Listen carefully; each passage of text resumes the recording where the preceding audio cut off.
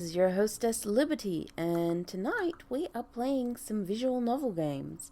For those of you who don't like visual novel games, I'm sorry, but we do get some people who actually do like them and enjoy them, and you know what? I enjoy some of them. So yeah, we're playing a Little Lily Princess, which is a super cute little Yuri game, and Pub Encounter, which is Old Man Dating Sim. Yay. We'll leave Old Man Dating Sim till a bit later, since it is a more pervy game. So we'll leave that till later. I'm a little early tonight, and by a little early I mean by 1 minute. Well, 2 minutes, a minute and a half, whatever. Close to. It is currently very cold and rainy outside. Oh my god. So if you hear any rain, pitter patter or whatnot, we've been told that there's going to be storms. So if the electricity, if the stream just cuts out, there's there's likelihood that the electricity would go out. So yeah, if that happens, you know what happened. Especially if it doesn't come back on. Hi Hiroshi, how you doing? Uh, also, if you hear pitter patter, that's the rain. It comes and goes, and we've also got the trucks sounding extra loud because of the rain. So yay! Hi Kira, how you doing, darling? Um, nice new picture for your avatar. Cute. Finish the exams. How'd they go? Do you think you went okay? Too easy. Nice. That's what you like to hear. So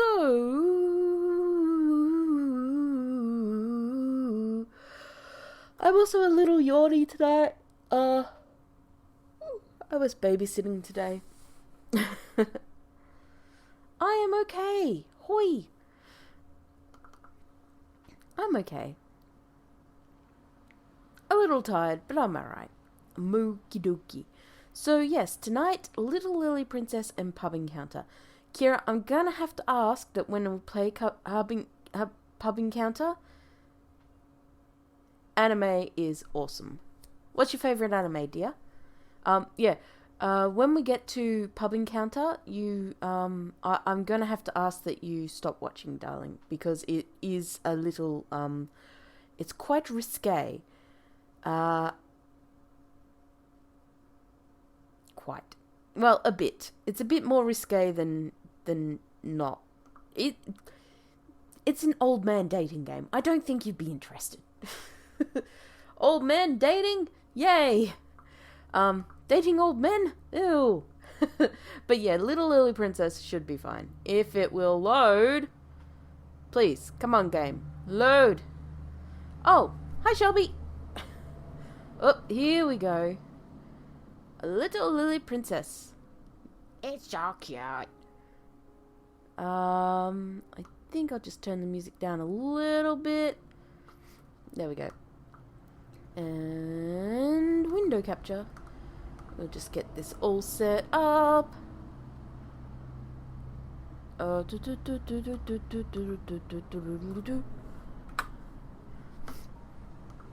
Okay, and position size, fit to screen. Yay! Alright. There we go. Little Lily Princess. So let us see where we're loading from. Wow, it's been a little while since we played this, isn't it? August. It's been almost a whole month. So we were on week 15 of the game. And we were choosing we're choosing this, and we decided to go with practicing dance for Grace, I believe, and then playing with toys to put up something. I don't know what. What does that put up? All sorts of stuff. Okay, cool. I guess we call that done. So we got double activity, and wow, we did not get much Grace out of that one. At all. Wow. Okay, so our vigor is complete. 5 vigor. The garden game? No, that was Monday night, darling. I mean Sunday night. This one is the one about the girl who went to a college and then she has play dates with all the other girls there. I think it's based on the story The Little Princess, which is about a young girl whose father sends her to a boarding school and then he disappears and she turns out they think she's a liar and she gets treated very mean and cruelly, and then it turns out that no, he wasn't lying. It was all really there, and it's a good story. Anyway, so we're playing this girl named Sarah. Sarah's rooms at Miss Minchin's seminary were not like the rooms of ordinary pupils who were meant to be satisfied with simple necessities. Because Sarah gets a different school, she gets different treatment because of how her father set up. He paid a lot of money for her to be treated. Yes. There are pictures and books and curious things from India. There was a sofa and the low soft chair. Emily sat in a chair of her own, with the air of a presiding goddess. There was always a glowing fire and a polished gate. Emily is her doll. Because the room was such a nice, bright, pretty place, the little scullery maid known as Becky liked to save it until the last of her afternoon's work. If luck was with her, she could snatch a few minutes to sit alone in the soft chair and look around, thinking about the wonderful good fortune of the child who owned such surroundings. On this afternoon, when she had sat down, the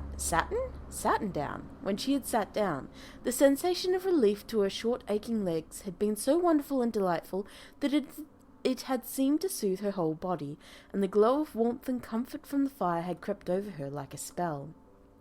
Her hard-working young body was tired past the limits of endurance. As she looked at the red coals, a tired, slow smile stole over her smudged face, her head nodded forward without her being aware of it, and her eyelids drooped. Thus it was that when Sarah returned to her rooms, her mind full of song and dance, she found an empty coal box on her floor and a maid so deeply asleep that she might have been an enchanted princess. "Oh, that poor thing!" Becky looked nothing like any illustration of Sleeping Beauty. Her gown was stained, her face smeared with soot, and her poor little kerchief hung half off her head. Even her face beneath the dirt was a plain one. She looked only like an ugly, stunted, worn-out little scullery drudge. She doesn't look that ugly, guys. Jeez.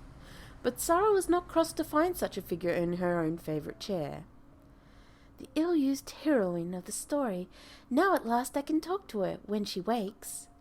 She crept closer to the chair, walking quietly on raised feet, and stood there looking at her. Dirty Sleeping Beauty. It's like Cinderella crossed with Sleeping Beauty.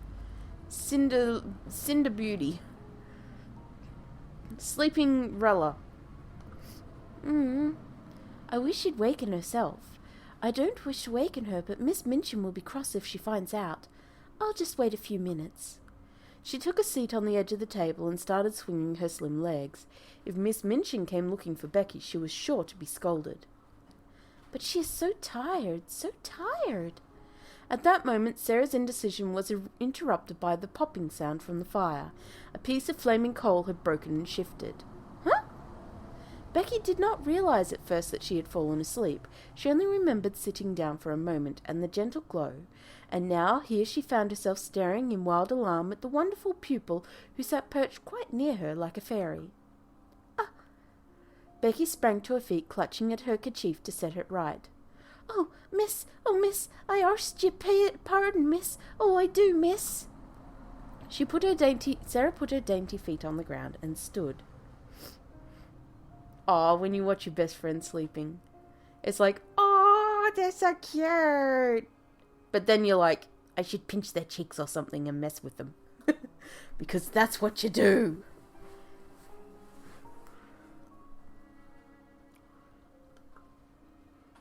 Don't be frightened. It doesn't matter the least bit. I I didn't go to do it, miss. It was the warm fire, and me being so tired, it weren't impertinence. Sarah broke into a friendly little laugh. You were tired. You could not help it. You are not really awake yet. Ain't you angry, miss? Ain't you going to tell the missus? No, of course I'm not.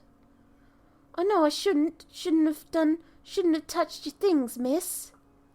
Sarah shook her head. Why, we are just the same. I am only a little girl like you. It's just an accident that I am not you and you are not me. An accident, miss. Have you done your work? Dare you stay here a few minutes? Here, miss. Me? If your bedrooms are finished, perhaps you might stay a tiny while. I thought perhaps you might like a piece of cake. Cake? Me? Yes, of course. The next 10 minutes seemed to Becky like a sort of fever dream. The show pupil opened a cupboard and produced a thick slice of cake, all for her, and actually seemed enthusiastic about watching Becky eat it. In between bites, Sarah managed to get answers to a few questions. A few weeks ago you were watching me through the area railing, weren't you? Yes, miss, once I saw a princess. I was standing in the street with the crowd outside Covent Garden, watching the swells go into the opera, and there was one. Everyone stared at most. They said to each other, that's the princess. She was all growed-up young lady, but she was pink and lace and all over, and flowers and all, as pretty as anything. That's what you looked like, miss, that day. You looked like her. I've often thought that I should like to be a princess. I wonder what it feels like. I believe I will begin pretending I am one. Ain't you all ready? From elsewhere in the school there was the sound of a door slamming. Oh, miss, I got to go. Come back someday when you have more time, and I can finish the story you were listening to. I'm always putting new bits to it in my head. Cake me? Cake me! Give me cake. Oh, miss, if you do that, I won't mind how heavy the coal box was, or what cook done to me, if I might have that to think of. She bobbed an awkward little curtsy, grabbing for her kerchief when it slipped again, and then hurried from the room. All right, who can we spend time with? We can spend time with Lavinia, Mariette, or Becky. So who do we want to spend time with? What do you think, Hiroshi? Pick somebody. So we get to spend a little time with somebody. That's what those events each week that we do that like gave us grace and that. They unlock our ability to spend time with some of these people. So Mariette is Gordy's favourite character. She's our maid. Lavinia's a bit of a rich girl. She's a little bit mean, but she's slowly coming around. Becky is the young girl that we just saw. She's new. We haven't met her much yet. Jessie is... Alright, I'll just explain the rest. Jessie is Lavinia's sort of friend, but she's more excited about adventure, and she's a dancer. She likes dancing. Lottie is this little girl that we've sort of become her adoptive sort of mother after her mother died. So Sarah's sort of adopted her as a sort of big sister mama sort of role. And Ermengarde gets picked on by everyone, and she's a little slow off the pace. She's not very good at reading or doing much intellectual stuff, but she seems really sweet. Alright, let's talk to Becky some more. Sarah came upon the little maid hard at work in the school corridors. Becky? Oh, miss! So startled was she at being addressed that she fumbled the bucket of sooty brushes she carried, nearly dropping them. Sarah ran forward to grab the handle and prevent a spill. Miss, you oughtn't. You'll muck up your nice dress, you will. It's all right, I'm being careful. Please, miss, you shouldn't. It's not right. Oh, God, my accent's gone crazy. Oh, no, mate. Well, you are the expert, of course, so I will leave things in your hands. Expert? Aren't you? I'm sure you're good at your work. Never heard it put that way, miss. Mariette says that everyone below stairs takes advantage of you and asks you to do too many things. They ought to thank you and tell you you are doing a good job. Becky looked so baffled at the idea of being thanked for her labours that Sarah could not let the matter rest. Is Miss Minchin very unkind to you? Shouldn't say nothing about the missus, miss. Sarah looked up and down the hall, listening. No one is anywhere about. Come to my rooms if you feel safer that way. I don't think I've seen a Bez meme. Unfortunately. Oh, I shouldn't, miss. It's my first job, miss. First job in a real house like this. It's hard work, but at night I've got my own room and my own bed. Never had that at the workhouse, miss. You don't have a bed? Room's full of beds, miss, but more full of girls. Everybody squeezes. It's good in the winter, innit? Keeps you warm. Sarah did not lack for imagination, but she simply did not have the frame of reference to picture a workhouse dormitory with its rows of narrow beds crammed together. Ah, I see. Oh, that's kind of cute. Oh, because you guys can't see chat, Hiroshi pointed out that best means best friend in Filipino terms, which is cute. The smallest sleeping quarters she had ever seen were those on board the ship, which brought Sarah and her papa to England. Yeah, sometimes it gets real spooky up top with the wind, but it's still my room, so it's not so bad. If the missus hadn't given me this job, I don't know what I'd do. She's grateful for so little. Listen, are you done with your chores for a while? Would you like to come and have cake again? Oh, miss, I'd like that, but I've got these other rooms still to do, and the curtains, and... She looked absolutely crestfallen at the idea of abandoning the cake, but still determined not to give up on her duties. Such unrewarded diligence. Miss Minchin does not deserve her. It's all right, I promise. I'll keep the cake and wait for you. You can come by whenever you're finished for the day. Even if it's evening, miss. There's a whole heap, and cooked sour today. Today. If you work so late, then you need a treat even more, don't you? I'll stop getting in your way now. I don't want you to get in trouble for talking to me. I will see you later when you can. Promise. Thank you, miss. New week. Sarah was sitting all curled up in the lovely soft chair by the fire, that same chair in which she had found Becky asleep not so long ago. Her stockinged feet were folded up beneath her elbows on the chair arm, and her chin in her hands. If I were a princess, a real princess, I could go among the populace in a grand coach and scatter largesse. Everyone who was tired and poor and hungry, I could make their lives better. That's what a princess ought to do. Even if I am only a pretend princess, I can still invent little things to do for people.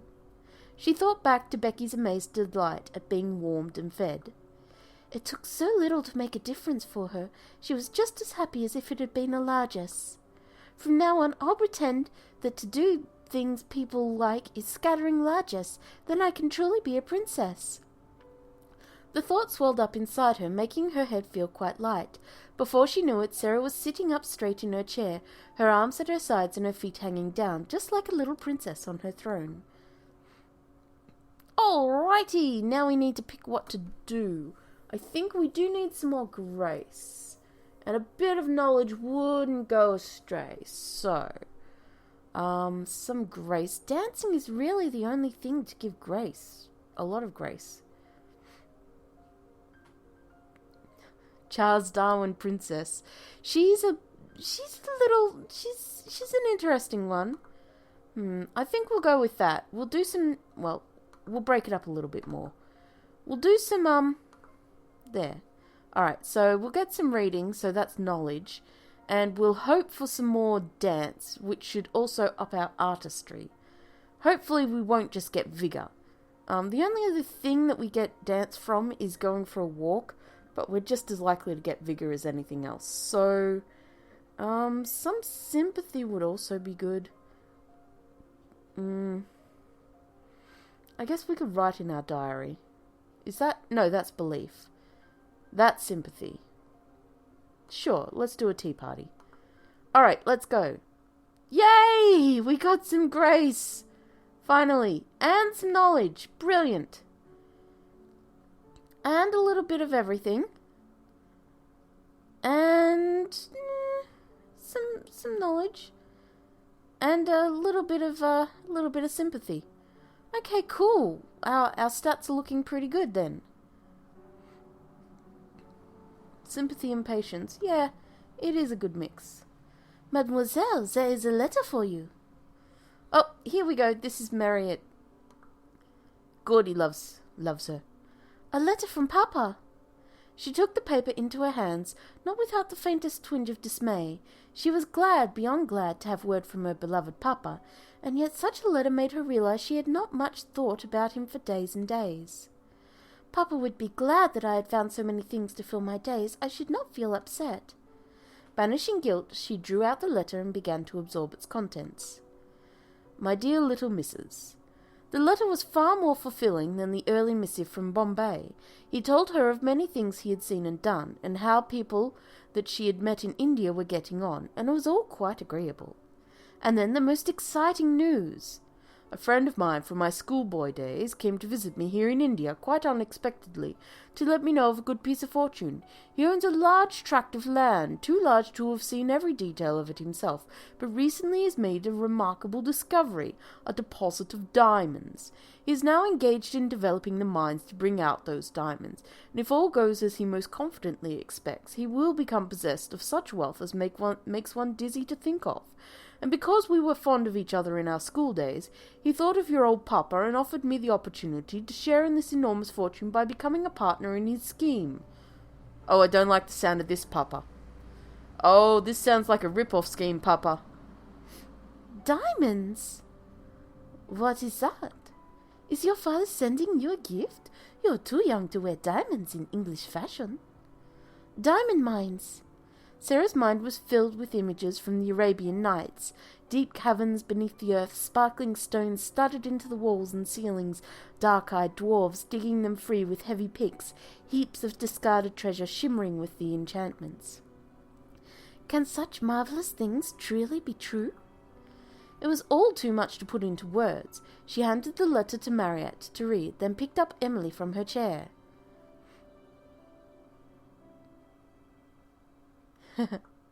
Good luck with that, though. Finding unfound elements. Have you ever seen a diamond cavern, Emily? Have any of your fairy friends been there? Perhaps they could say hello to my Papa for us. She hugged the doll to herself, her eyes glimmering crystal bright. Some day I will see them together, my Papa and I. Alright, so we can play with basically everyone. We could talk to Jessie. We could talk to Lottie. We could talk to Lavinia. We could talk to Ermengarde or Marriott or Becky again. I'll leave this up to you. I don't mind going after Becky a bit more because the other girls have had a bit of a chance to have a few shots. So going after Becky again's fine. The ones we haven't gone after much or talked too much are Lavinia and Ermengarde and Becky, basically. So any of those three should be fine to go for. We've talked a little bit to Jessie. We could probably do more for her. Lottie we've talked to a bit, and Marriott has Marriott has been talked to quite a bit. Ermengarde actually, I think Ermengarde has been talked to a bit. Come to think of it, she has been talked to a little bit more than most. So yeah, Jessie, Lavinia, or Becky. Hino ba an diron panimo jin approach? I'm not sure what that means.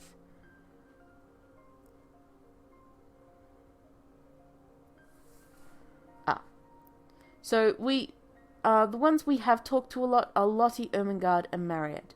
So Jessie, Lavinia, and Becky, we haven't had a chance to talk too much. Jessie, we've talked to a bit more than Lavinia and Becky. Becky, I think we've only talked to this one time, and I think we talked to Lavinia twice. Jessie, I think we talked to twice, maybe 3 times. The others have all had at least 3, if not more. could do another Becky. I don't mind doing another Becky because she's only just popped up on our radar, so we haven't really talked to her much at all. Like, she and Lavinia are the two that we haven't talked to much at all. Mariette is definitely ahead in the stakes. She's the one we've talked to the most. Yeah. And then Ermengarde and then Lottie. Or Ermengarde and Lottie around the same level. I forgot to get a drink of water.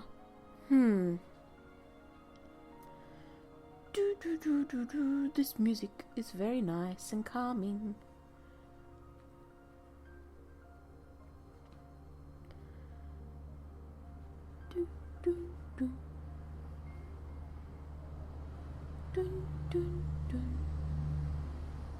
It's like raindrops.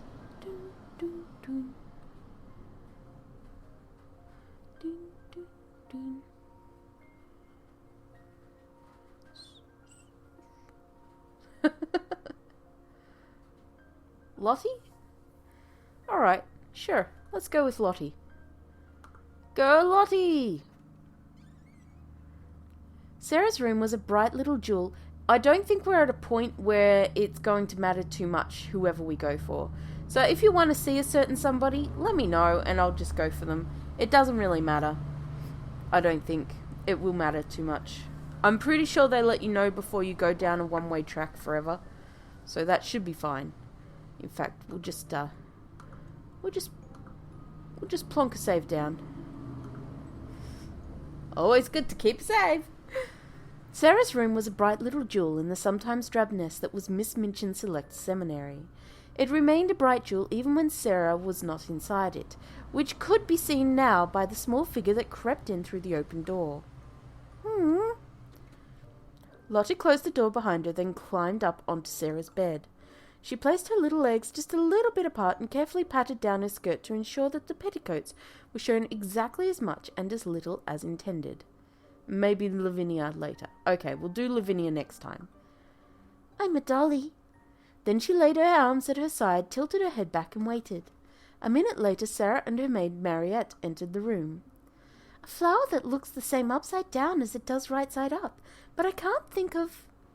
Her voice paused briefly as she came into the room, and Lottie knew she must have been noticed. Quickly she closed her eyes. She would never be able to keep a straight face if she looked at Sarah.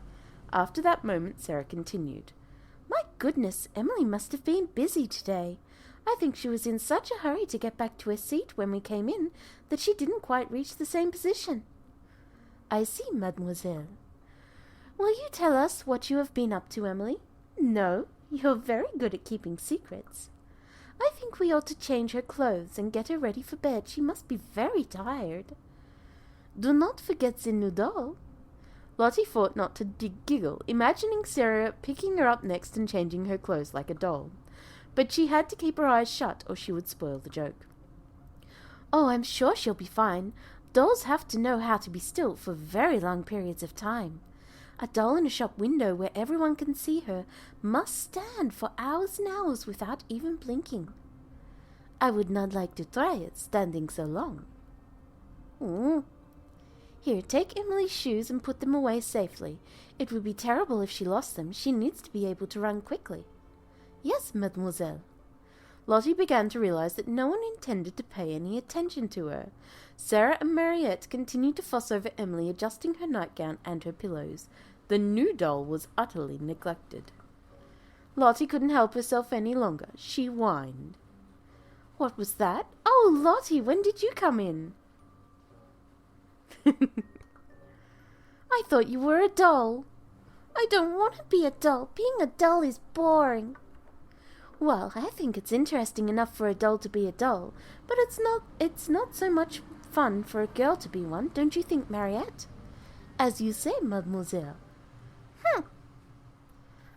Well, that wasn't a very exciting one. There's being cuter. Had Sarah's father invested in any other business venture, it would have had little attraction to the rest of the students. Diamond mines, however, captured the imagination, and the girls could not stop whispering. They knew little about the details of mining in faraway lands, but fairy tales they understood, especially with a teller such as Sarah among them. Tell the part about the dogs again, Sarah, Mama.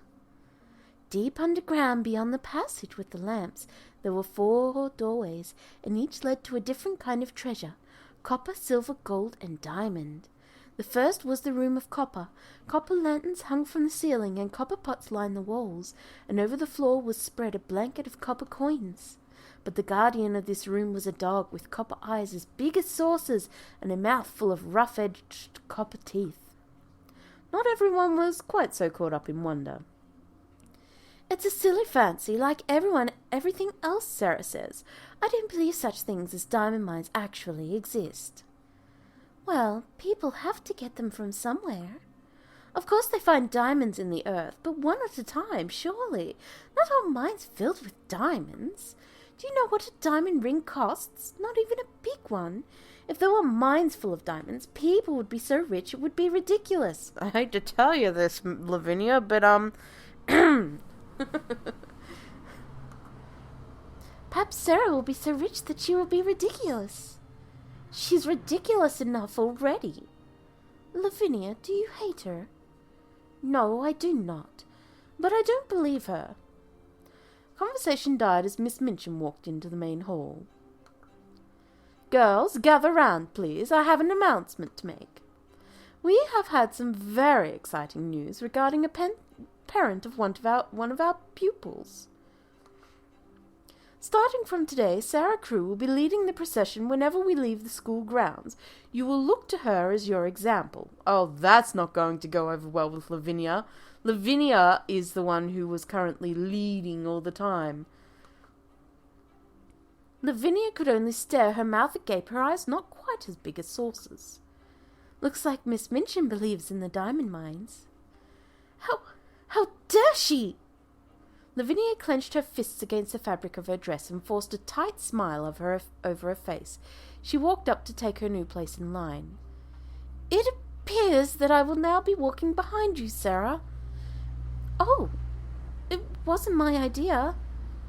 Wasn't it, though? She said nothing more. Ooh, things are not going well with Lavinia. Ooh, ouch. She is not gonna be happy. Alright, we need some more belief. So, where's our belief?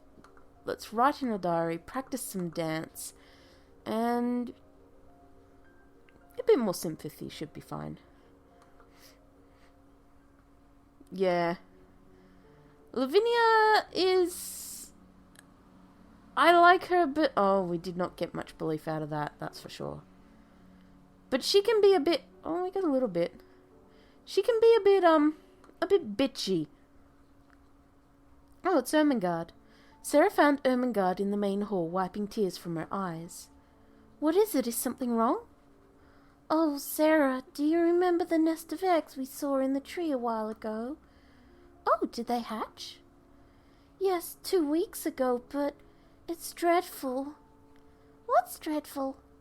Tybalt, Miss Minchin's cat. He got out and climbed the tree and killed the babies. What? Oh, no. They were too young to fly. They couldn't fly away. I don't know if he got them all, but... Those poor little things. Sarah's sorrow was more for Ermengarde's disappointment than for the birds. She had only ever seen them as eggs in a distant nest, never as living creatures, and had expected them to fledge and be gone before her thoughts returned to them. But Ermengarde had spotted the nest from her own window, had clearly returned to that window time and again to watch over them, had imagined for herself the companionship they might have shared as pets. Ermengarde had made the baby birds a part of her life without disturbing their freedom, and for her it was a true loss. It's not Tybalt's fault. What? It's not Tybalt's fault. He's just a cat. Cats bite sometimes. I didn't... She wiped a hand over her wet face. I didn't say I was angry at Tybalt. People can be sad when bad things happen without having to blame anyone for them. Sometimes it isn't anyone's fault. So you won't hurt Tybalt? Of course not. Why would you think that I... Because I heard Cook say that if Tybalt got into the kitchen and ate her chicken again, she'd have him drowned. So I thought you might think like that too. Ermengarde blinked at Lottie, too confused to be upset. She really said she'd drown him? I'm sure she was joking. Cook does have a temper. Cook's not very nice to Becky. Cook's not very nice to anyone. We don't know that. She might have friends or family elsewhere. She's probably nice to them. Or she could be a total bitch to everybody who knows her. Those people do exist. Sarah didn't think it was right to condemn a woman she barely knew, even if something she'd heard from Becky and Marriott was less than flattering. She's probably nice to Miss Minchin. Miss Minchin loves that cat, though. She'd be very angry if anything happened to him. There, you see, Lottie, Cook wouldn't hurt Tybalt. No one's going to hurt him. Foreshadowing. Sarah hugged Ermengarde close. I'm sorry about your birds. Why don't you both come up to my room for a while? And Sarah led her friends away, prepared to pamper them and distract them from their worries like the perfect hostess. All right. We can't be... Oh, it looks like we got locked out of Lavinia's. Well, damn. Hi, Hammerit. Welcome. How you doing? Oh, geez. So, Lavinia is not happy with us at all. And that means that her event expired. She's turned her back on us. Oh, crap.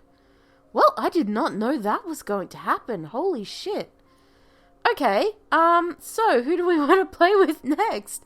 We could play with Marriott, Ermengarde, or Lottie. Wait, I just gotta get a bit... Ow! If you heard that clunk, that was my shoulder. No frank discussion, Hiroshi. No saying it as it is.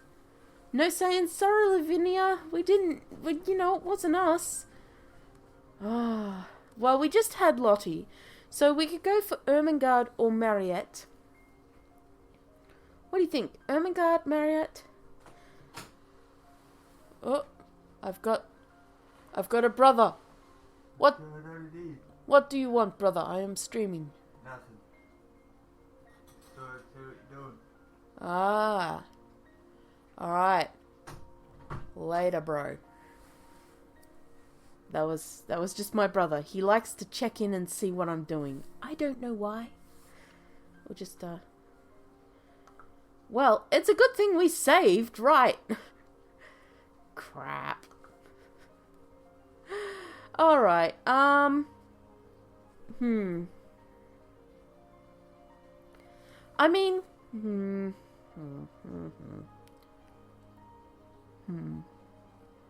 Brother is being bro. Yeah, he is. Sorry. Little bit of a frog in the throat. I'm not sure.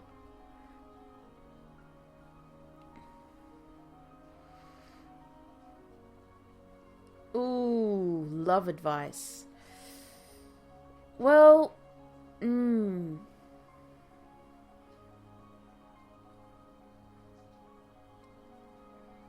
It's kind of hard when people say things to the girl you like about you. Because you got to think, does she trust what they say? Or is she prepared to give you a chance? I guess the best thing you can do is just prove with your actions that what they're saying isn't true.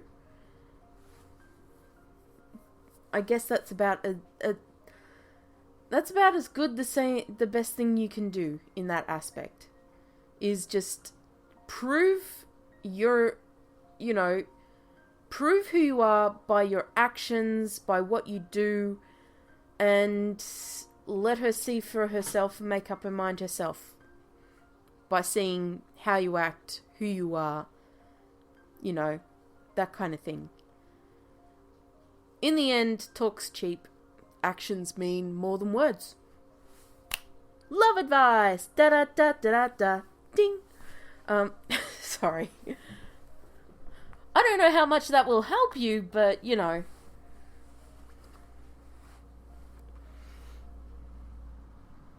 I think it's the best way to go about that sort of thing. When somebody is saying something to the girl you like or the person you like.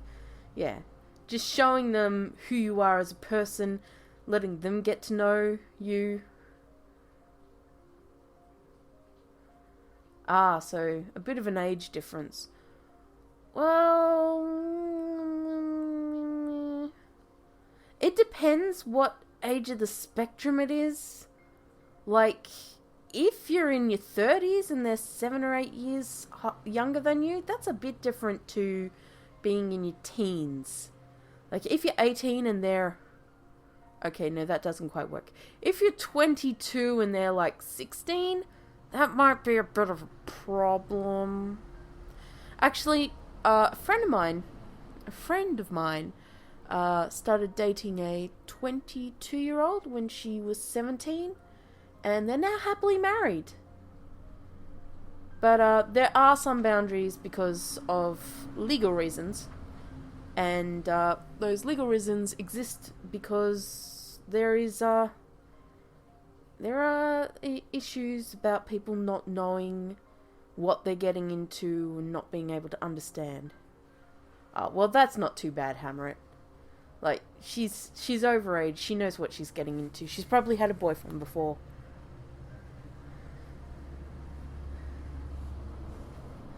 I'm not so sure about that one, Hiroshi. I don't know that I'd be like, yeah, that one's a little suspect.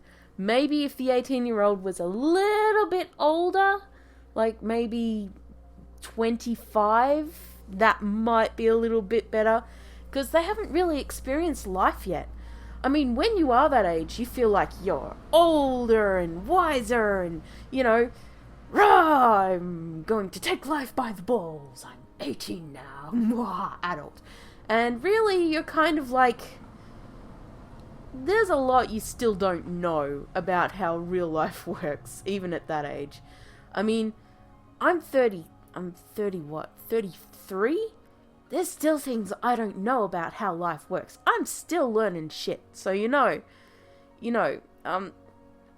mean, but, you know, if I wanted to date a 60-year-old, I would. Are there any sexy 60-year-olds? I know a 50-year-old I might consider. Hello, Johnny Depp. He's getting up there.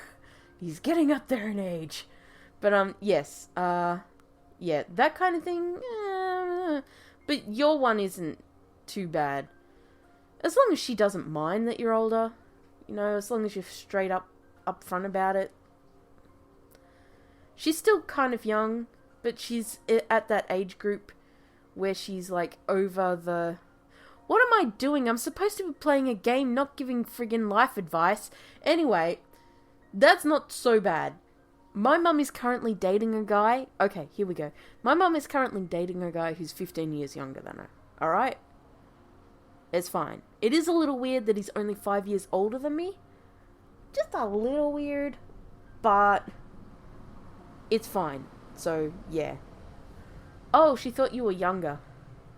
Well, you know, if she doesn't mind you being older, just be a bit more, you know, just say, well, I know I'm a bit old, so... Well, yeah, except don't expect this to go really detailed. I mean, they're kids. They're like... They're still kind of kids, so it's going to be a cute Yuri, not a porn Yuri, okay? Alright, let's go with Ermengarde.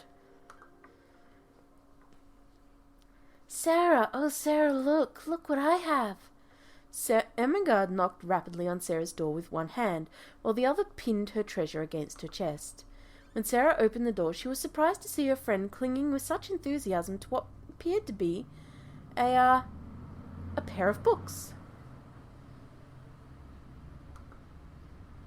Certainly, books would be worthy of Sarah's excitement, but in Ermengarde's hands they seemed more commonly to be useless weights tying her down. Your father sent you something else? Oh no, these aren't from my father. May I come in? Of course. She held out her arm in elegant invitation, a hostess in miniature. I'll have Mariette fetch us some tea and cakes. Oh, no cake for me, please. She ducked her head as she walked into Sarah's room, then again to nod a hello to Mariette. It's just that my mother is always sending me hampers of sweets, even if I don't want them.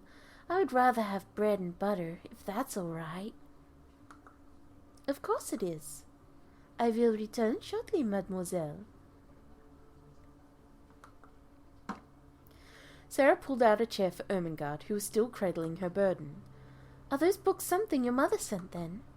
No, these are my mother's sister, my Aunt Eliza. She lives in the countryside. She never married, so she inherited my mother's parents' property. She lives there alone except when she visits my mother. My father doesn't like her very much because she doesn't agree with him about Irish home rule, and she wasn't very clever at school either. He thinks she is a bad influence. I like her. I wish she were always visiting. When I go home, my father is always asking me things like, when did Edward III ascend the throne, and who died of the surfeit of Lampreys?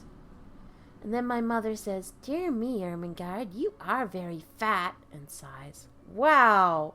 Aw, Ermengarde! Your parents are assholes!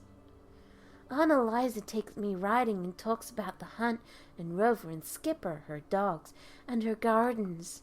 She sent me these. Ermengarde laid out. The girl with short hair is our heroine, our main character, Sarah. She's a cutie. Ermengarde laid out 2 volumes for Sarah's eyes. No, there was only one cloth-bound volume. The other, though a similar size and shape, was in fact a pair of wooden blocks wrapped around with leather straps. It's for flower pressing. You press the flowers tight between the wood blocks and squeeze out all the water inside them. If you put a sheet of paper inside, sometimes the petals will color it like a print. When the flowers are dry and flat, then you can frame them or stick them to the pages of a book with some egg white. See, she sent some pansies for a start. Ermengarde spread open the pages of her book, and Sarah bent her dark head to take a closer look. Oh, you can see all the little veins in the petals. If you dry them when you press them, they don't shrivel up. What a charming hobby. Your aunt is very wise. It's good to know that Ermengarde does have a relative she is fond of. If you'd had a flower press when you were in India, then you could have saved some of the flowers. When I go back there after I finish school, I will have to press flowers and mail them to you.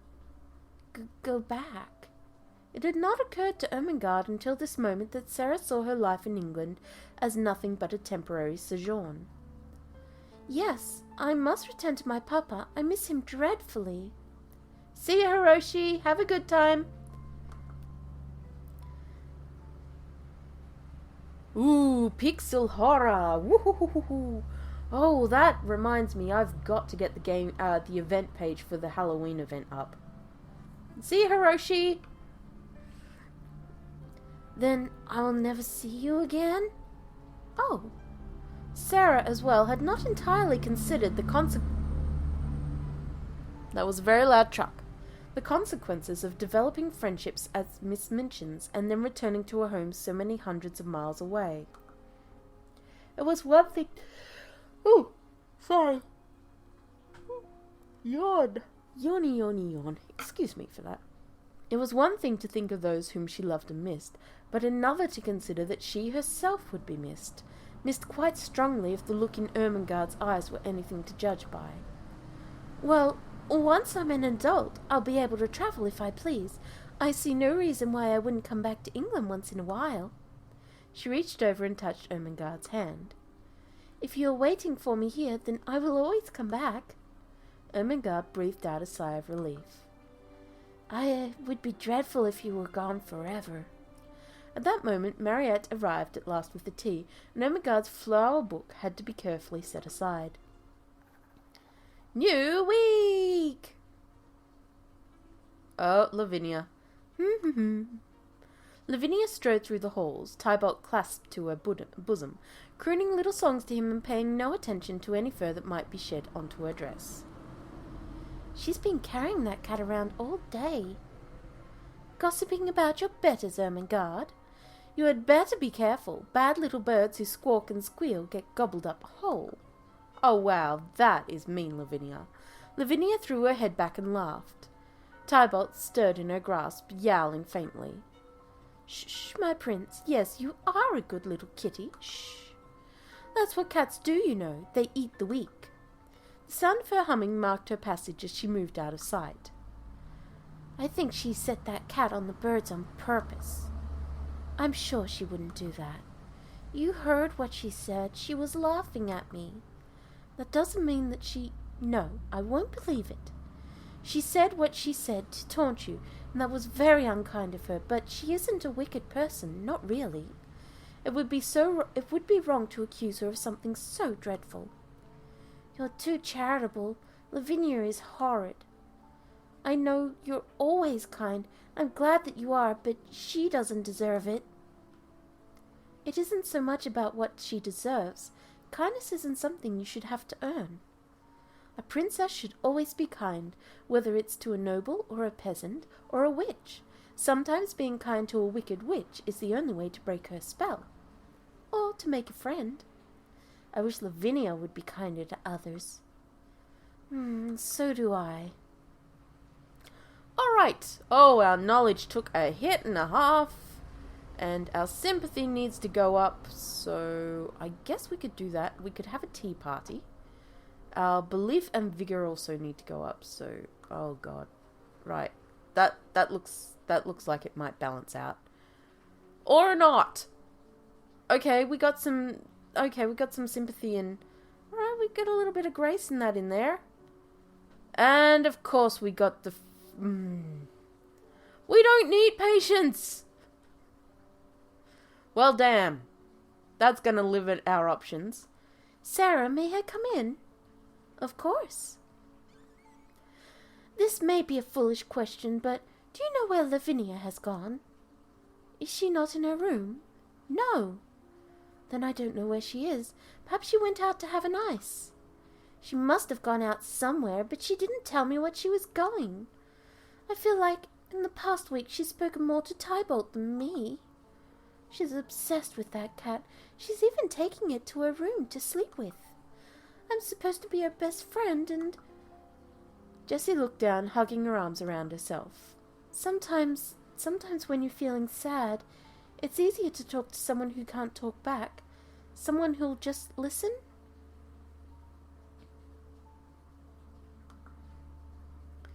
She looked over at the doll displayed in pride of place. Hammer it! How rude. Emily is a very good listener. You think Lavinia has trouble she isn't telling me about? I don't know. You know her better than I do.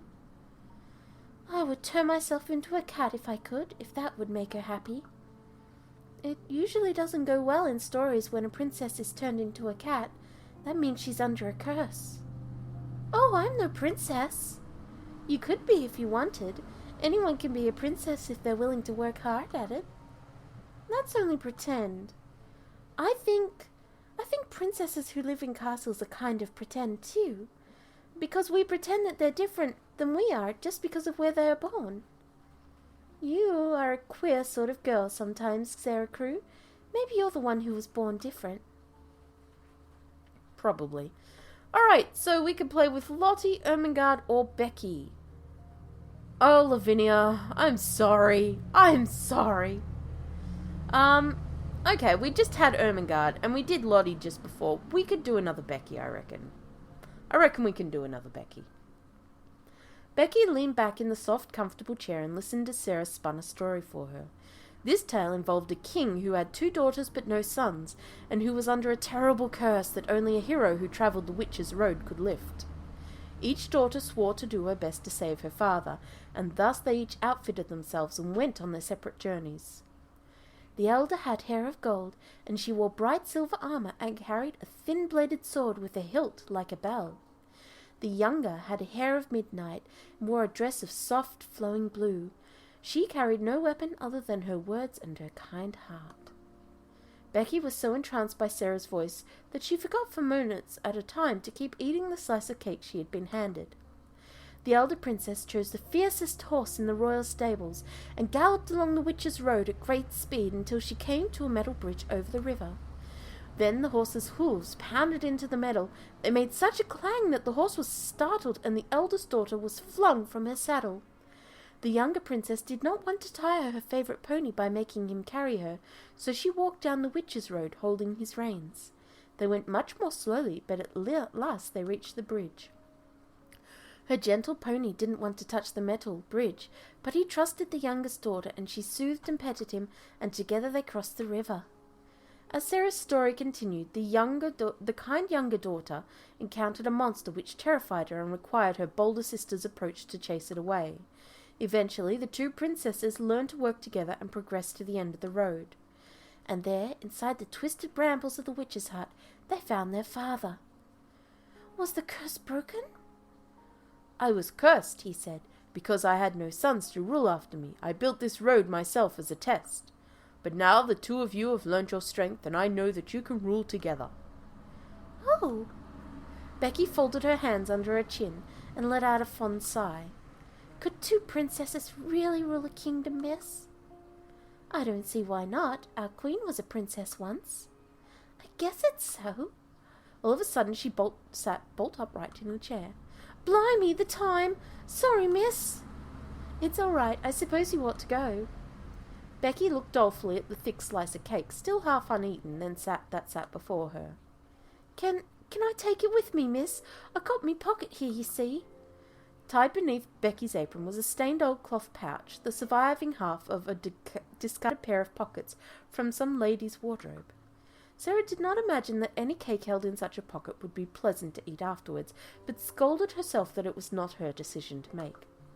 Of course you can. Thank you, miss. She happily tipped the plate into her pocket. I can eat this later up in the attic, miss. I've got to eat it careful, 'cause if I leave crumbs, the rats will come out and get 'em. Rats? There are rats here? Lots of 'em, miss. They're mostly as rats and mice in attics. You get used to the noise they make scuttling about. I've got so I don't mind 'em so long as they don't run over me pillow. Ah, you can get used to anything after a bit. You have to, miss, if you're born like I was. I'd rather have rats than cockroaches. Oh, so would I. I think I might manage to make friends with a rat in time, but I don't believe I should like to make friends with a cockroach. Friends? Well, they're creatures, just like cats and dogs. They could be friendly.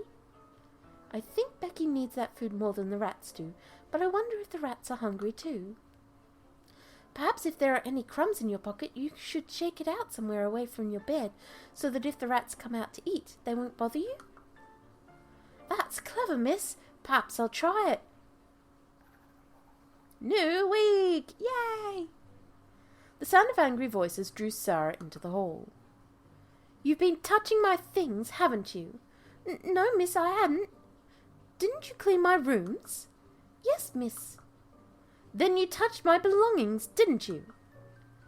No, please, your pardon, miss, I didn't. Let her be. Sarah found herself feeling quite cross with Lavinia. Lavinia's moods had been mercurial for some time, but to take them out on Becky, who could not defend herself, it was too much. Of course she's been in your rooms to clean them, and she may have moved something to dust it. That's not doing anything wrong, and you've no reason to scold her. No reason if she moves my books so that I can't find them and knocks items off my tables and puts her filthy fingers on my underclothes. The impertinence of it, as if she had any right to handle a young lady's possessions. Please, miss, I'm sorry. But Lavinia's eyes were on Sarah now. Perhaps you're the reason she can't keep her hands to herself. Don't think I haven't noticed. Noticed what? That girl spending extra time in your rooms. What have you been teaching her in there hidden away? Telling stories again? What would Miss Minchin think of that? I have given Becky extra duties. wasn't entirely a falsehood, Sarah told herself. She had requested that Becky stay and speak with her, and a request from a student was something like a duty for a servant. If you told Miss Minchin, she would wonder why you were interfering. You already have a personal maid. Is every servant in the school meant to be at your beck and call? There are many things I need done, and it is none of your concern. You think you're very special, don't you? You might have a surprise coming for you yet.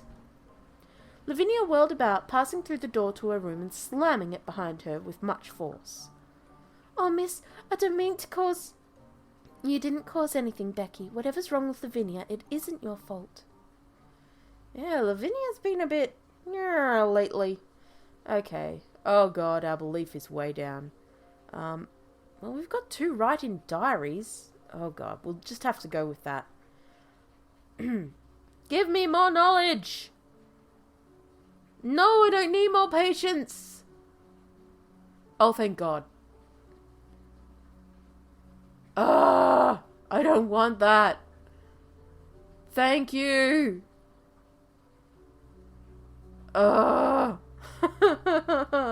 We still don't have enough grace. Oh my God. I just want to kick something. Where is that girl? Where is she? Lavinia, what are you doing? Where's your little pet, Sarah? Look what she's done now. Lavinia held up a pair of shredded stockings.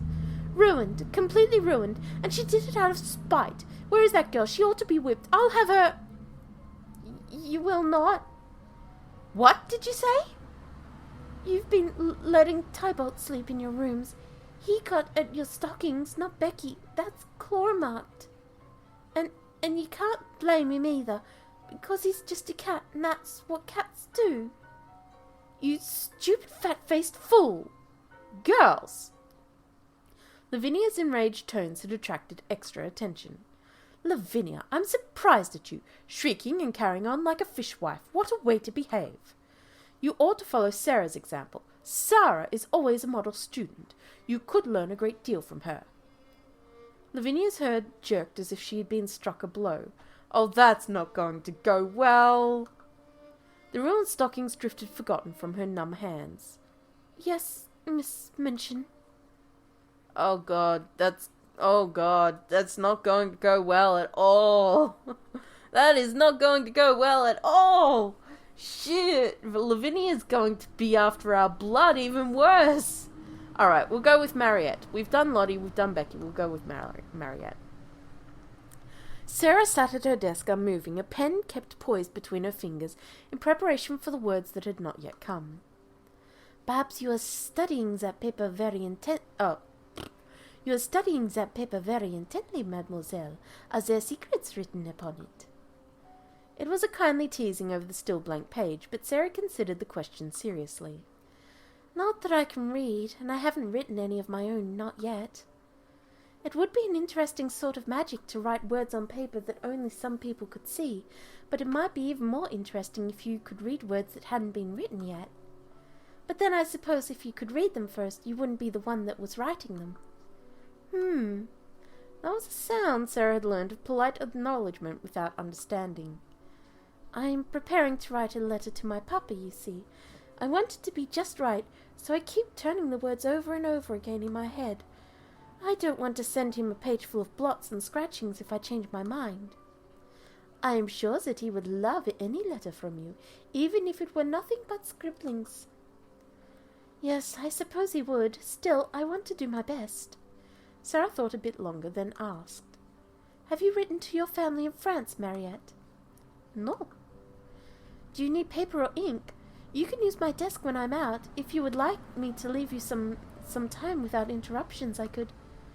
Mademoiselle, you should not worry about such things. I know how it feels to be far from the place you knew. You must miss your family very much. It is perhaps so. Then, Mademoiselle, I do not leave my family in France. I had already lost them many years ago. Sarah breathed out hard as a sudden pang of sympathy knifed through her breast. You are an orphan? Of that I do not know. Seeing the concerned expression on her mistress's face, Mariette was compelled to explain herself. Mademoiselle, it is very difficult for a woman in service to raise a child. You cannot work with a babe in your arms. My parents left me in the care of a couple who owned a small inn in Limoges. That is where I grew up. My mother visited me as a child when she could. It was not often. Then one day I realized she would not come back. I do not know what happened. There was no word. She only did not return. I believe that she must have died. I do not think she would have abandoned me by choice. If Sarah had been older and Mariette younger, she would have hugged and comforted her, for Sarah was a tender-hearted soul. It was more difficult in this situation to know what to do. Mariette did not seem to be greatly wounded by her loss, only wistful. Perhaps it was so long ago that, as with my own mother, she does not much remember or miss her, or perhaps it is because she is an adult now and she thinks that she must be strong. Whatever the case, I think you're right. Your mother must be in heaven now, watching over you. I'm certain that she was a kind and loving woman, and that she would never forget you. Ah, how do you know this, mademoiselle? She rose from her desk and stood straight. Because you are a kind and loving person who looks after others. You are not my mother, but you are like a mother should be. So I am sure your mother was just the same. And then Mariette did something unusual. For no particular reason, she reached out and laid her hand atop Sarah's little dark head. It felt warm. Merci, mademoiselle. Aw, he's so cute and sweet. As little Lottie walked past the classroom, which should by any rights be empty at such time, she heard a most curious sound. The noise was faint enough that most ears might have overlooked it, but even in its quietness it was a sound of which Lottie was intimately familiar. It was the sound of a girl crying. Lavinia? So it was that Lottie, who had never before been known for her sympathy, padded into the classroom and found, seated on the floor with her arms hugged around her knees and her eyes streaming with tears, Lavinia Herbert. "What's the matter?" "Go away!" Lottie herself enjoyed being fussed over too much to imagine that anyone else might truly mean it when she demanded to be left alone. Lottie came closer and laid her plump little hand on Lavinia's shoulder, petting the older girl as teachers had petted her. "There, there. Don't touch me!" She lashed out, arm and elbow, striking the smaller child full force and knocking her away. "Ah!" Caught off balance, Lottie twisted and fell hard upon her knee, skidding slightly on the floor as she landed. Ah! Lavinia's tears had been quiet. Lottie's were anything but. Sarah was, at that time, in another room entirely, curled up on a window seat and enjoying a recently acquired book. Between one word and another, her concentration was disrupted by the sound of distant howling. For all the stories she told of heaven, Sarah would be the first to admit that she herself was not an angel. She felt obligated to leave her book and look after her adopted child, but she was not pleased about it. Thus, when she stomped into the classroom and found Lottie on the ground nursing her reddened knee, and Lavinia standing over her, Sarah felt herself quite snappish and unreasonable. "Oh, this will go well." "Stop this minute, you crybaby! Stop this minute!" "I'm not a crybaby, I'm not! You are!" "You nasty little spoiled thing, I should like to slap you!" "Sarah!" Sarah whirled on Lavinia, who appeared to be the root cause of the disruption of her reading, and whose face was now quite dry. "Well, I should like to slap you!" Immediately ashamed, she struggled to restrain herself. "But I don't want to slap you." "No, I do want to slap you. I should like to slap you, but I won't, because we are not little gutter children. We are both old enough to know better." "Oh, yes, your Royal Highness. We are princesses, I believe. At least one of us is." It stung more bitterly than either of them could have expected, for Sarah to hear her beloved fancy mocked in such a tone. She felt the blush rush up into her face and tingle in her ears. But she stopped herself. A princess did not fly into rages. "It's true, sometimes I do pretend I'm a princess. I pretend I am a princess so that I can try and behave like one." "Dear me, how grand. I hope when you ascend to the throne that you won't forget us." "I won't." "You think you're the only one who's special? You're wrong. Just you wait, Sarah Crewe, you'll see." Lavinia left the room, her neck stiff, her head held high. Sorry, Mama, she... "Hush, hush, Lottie, it's all right, never mind. Come and sit in the window seat with me, and I'll whisper a story to you.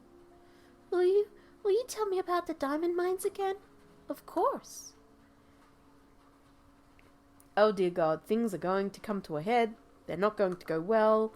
And sadness and pain are all that we're going to be looking for. God damn it. Come on, give me some proper stuff. That is not proper stuff. God damn it. Well, that's okay. No, that's not. Ugh. Well, I mean, it's not too bad. It's okay. We're getting there. Mademoiselle, there is a letter for you. Oh, another letter from Papa. It does not seem so long at all since his last letter. A longer wait might make me feel quite lonely and neglected, or risk him fading from my thoughts, but this is just right. Wonder if he has explored the Diamond Caves yet. My dear little missus. This letter did not seem to be written in such boyish high spirits as usual. He was not very well and was evidently overweighted by the business connected with the diamond mines. You see, little Sarah, your daddy is not a businessman at all, and figures and documents bother him. He does not really understand them, and all this seems so enormous. It gives me a splitting headache even to consider these matters. Perhaps I am the one who should be away at school again, learning how to manage things. And if I was not feverish, I should not be awake through one half of each night, tossing about, and spending the other half in troublesome dreams. If my little missus were here, I dare say she would give me some solemn good advice and put my mind at ease. What I wouldn't give to have your little arms around my neck this minute. God grant that these matters be soon resolved, and grant me leave to return to England for a visit. A visit? Oh, Mariette, my papa may be coming for a visit. That's what you gathered from that, girl? Jeez. Are you sure, mademoiselle? It is a long way to travel. I do not wish you to be disappointed. Well, he doesn't promise that he can, but he does say that he would like to. She read a little further along. He's also asking about what I want for my birthday. Wouldn't it be lovely if my papa were here for my birthday? Oui, mais je ne comprends pas trop. I don't know. I know, I mustn't fasten my hopes on it, but it is a beautiful thing to believe. She looked down at the letter and smiled. Papa is asking if a doll will be an acceptable present. I told him I didn't want a lot of dolls, but he says a special doll might be a companion for Emily while I am busy with classes. That is a pretty thought. Yes, she must be a very special doll. You see, I am getting very old, and by the time of my next birthday, I do not think I should be giving dolls any more. This will be my last doll. There is something solemn about that, don't you think? Of course, mademoiselle. If I could write poetry, I am sure a poem about a last doll would be very nice. But I cannot write poetry. I have tried, and it made me laugh. It did not sound like Watts or Coleridge or Shakespeare at all. Perhaps when you are completely too old for dolls, you will have more of a talent for poetry in exchange. Do you think it could work that way? I never know how I will change, even though I am different every day. Sarah set the letter aside and knelt to address Emily. I should respect the last doll very much, but nothing could ever take your place. I hope you do not become jealous of each other and can be very good friends. I am sure they will. All right. We can actually go and talk to Jessie now. We could play with Lottie. Alright, so we've played with Lottie, Ermengarde, and Becky. We haven't played with Jessie today, in this stream, so let's go with Jessie. As Sarah walked through the front hall of Miss Minchin's seminary, she heard a strange thumping noise coming from the classroom, which should have been empty at such an hour. Has something fallen? Opening the door, she found Jessie and mid-leap, practicing dance moves in the unused space. Oh! I'm sorry, I didn't mean to startle you. That's all right. Come in and close the door. Sarah took a seat on one of the form benches. You like dancing, don't you? All young ladies dance. She pressed a palm to her chest and sighed dramatically. In the ballroom, the beautiful but impoverished daughter of faded nobility can catch the eye of a landed gentleman, and a perfect match will be made. If you have 2 left feet, then beware, you might be sent home in disgrace. Sarah laughed, swinging up her feet to demonstrate their clumsiness, even though she was privately sceptical. Surely no one would be rude enough to tell a lady to her face that she was a dreadful dancer and unworthy to be present. Well, perhaps Lavinia would. And Jessie might agree with her. She usually agrees with whatever Lavinia says. But Sarah, I was wondering, what sort of dancing do they have in India? The natives, I mean. I'm sure people like that don't have ballrooms, but there must be something. Everyone likes to dance sometimes, even servants. I don't know very much about it. My papa's friend said that the dances the natives call are called Nautch, and that they are impolite, and therefore the British are trying to make them stop. I have never seen such a dance. I'm not sure what makes a dance impolite. Being danced by a girl who's too pretty. In the opera ballet, the patrons demanded pretty girls for the stage, but then because they are pretty and performing for the eyes of men, they sometimes call them not very nice things. I suppose India is not so different after all. Or perhaps my papa's friends do not know the truth.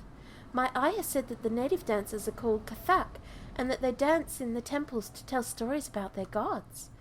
I would have liked to see a story told in dance, but my ayah said it took many years of training, and she could not show me.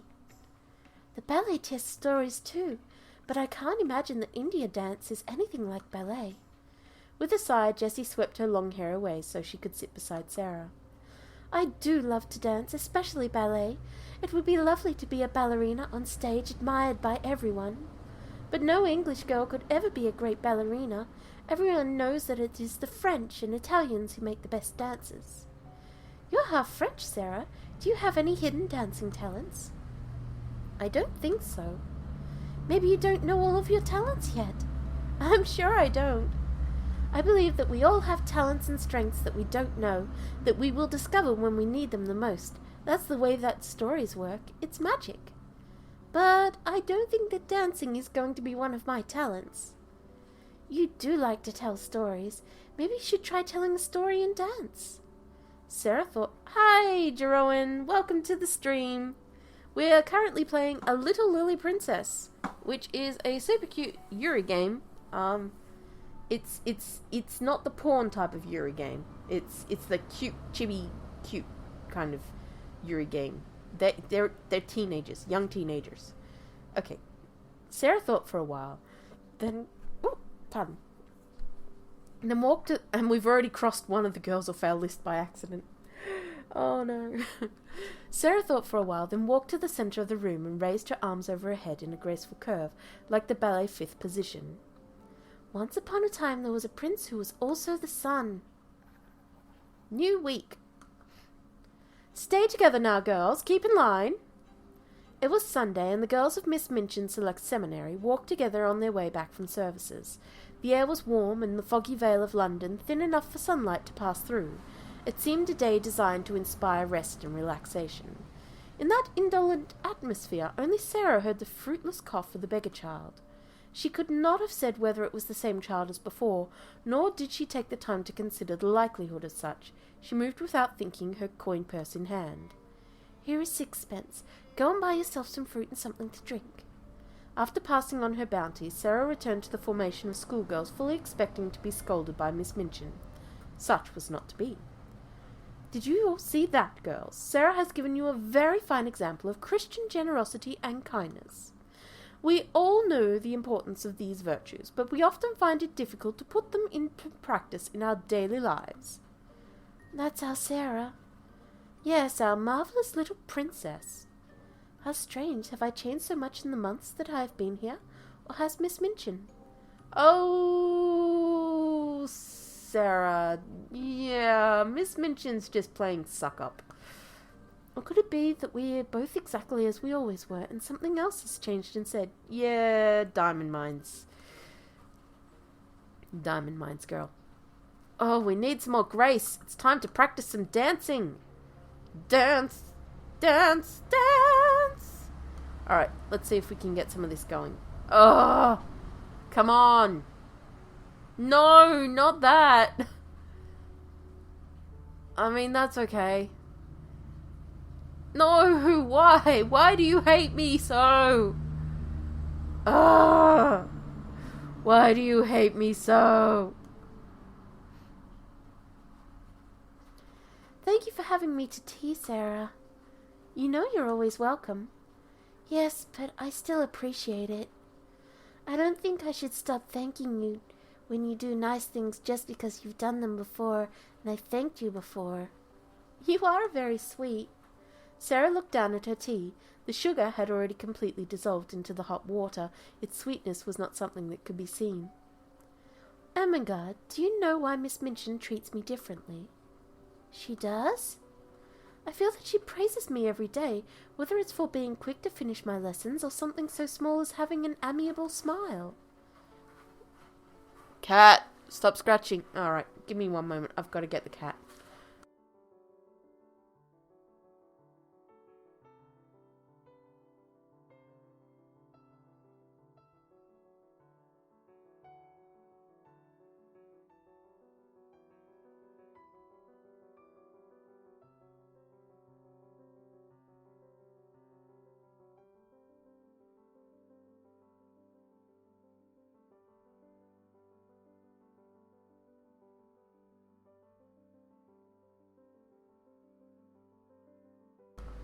Alright, I think she stopped scratching for now. Maybe. No. Cat. Oh god, here she goes. One moment.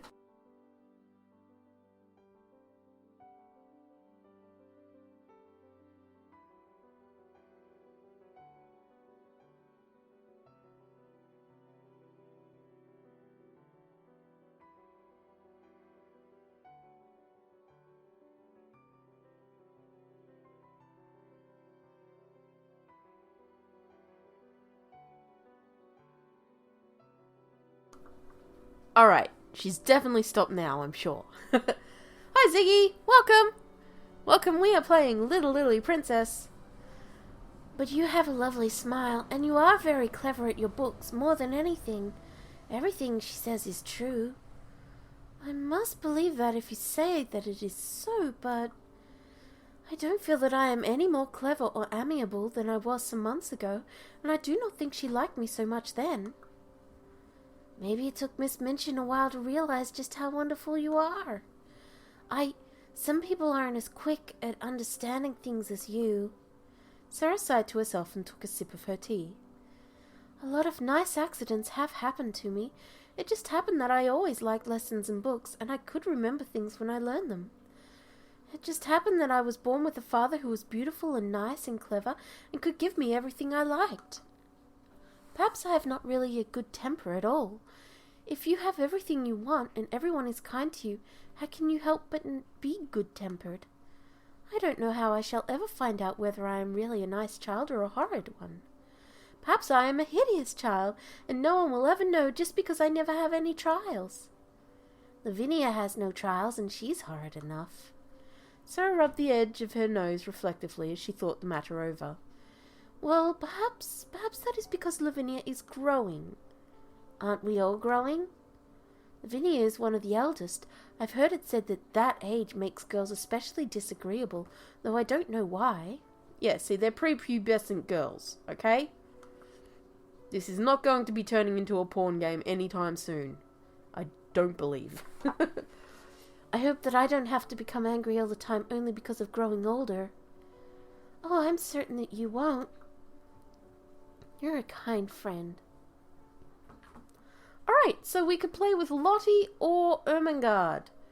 I'll let you guys pick. We've played with both already today. We played with Jessie last time, and we played with Becky last time before that. And we played with Mariette. So, it's been a while since we played with either of them. So, pick somebody for us to play with. Lottie, who is like she's just a little kid, really. And Ermengarde, who's our friend. I need to get more what? More everything. Ooh, pardon me. Sorry about that. I don't know what's going on. Digestion causing problems. It's all good. So yeah, Lottie is the little girl who is, she's very babyish. She is, constantly she sees us as her sort of surrogate mother figure.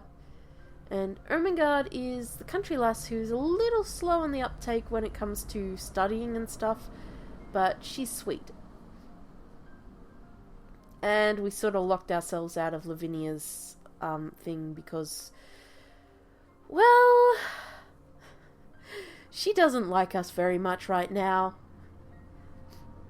Jessie, God, how are we supposed to get 9 art? I mean, artistry, okay, we can easily get 9 artistry because we seem to roll artistry a lot. But Grace is the bane of our existence. Nobody picking? You guys are going to make me flip a coin, aren't you? God damn it, do I even have a coin? I do. I have a 10-cent coin. Sorry. I know, the cold I had, it is hanging on in little ways. And it's annoying as fuck. Yeah, okay. Heads for Lottie, tails for Ermengarde. I can't even see where the fucking coin is because the light's not on. Okay, let's try that again. Nope, okay, I've lost the coin. Shit. Did I lose the coin? Yeah. Oh, it went down the side of the bed. God damn it. Fuck. Fine. Eeny, meeny, miny, mo. Catch a tiger by the toe. If he hollers, let him go. Eeny, meeny, miny, mo. You are not it. It's Lottie. Fine. Sarah, Mama, can you tell me about your Mama? What was she like? Oh. Sarah set her cup down. I never met her, not really, so I only know what my papa and his friends have told me. You never met her? No, she died when I was born. Do you remember your mother? Hello, cat. What do you want? What? What? What do you want? Get over here. Your blanket awaits. Now go to sleep and shut up. A little bit, but not very much. I'm afraid I'll forget.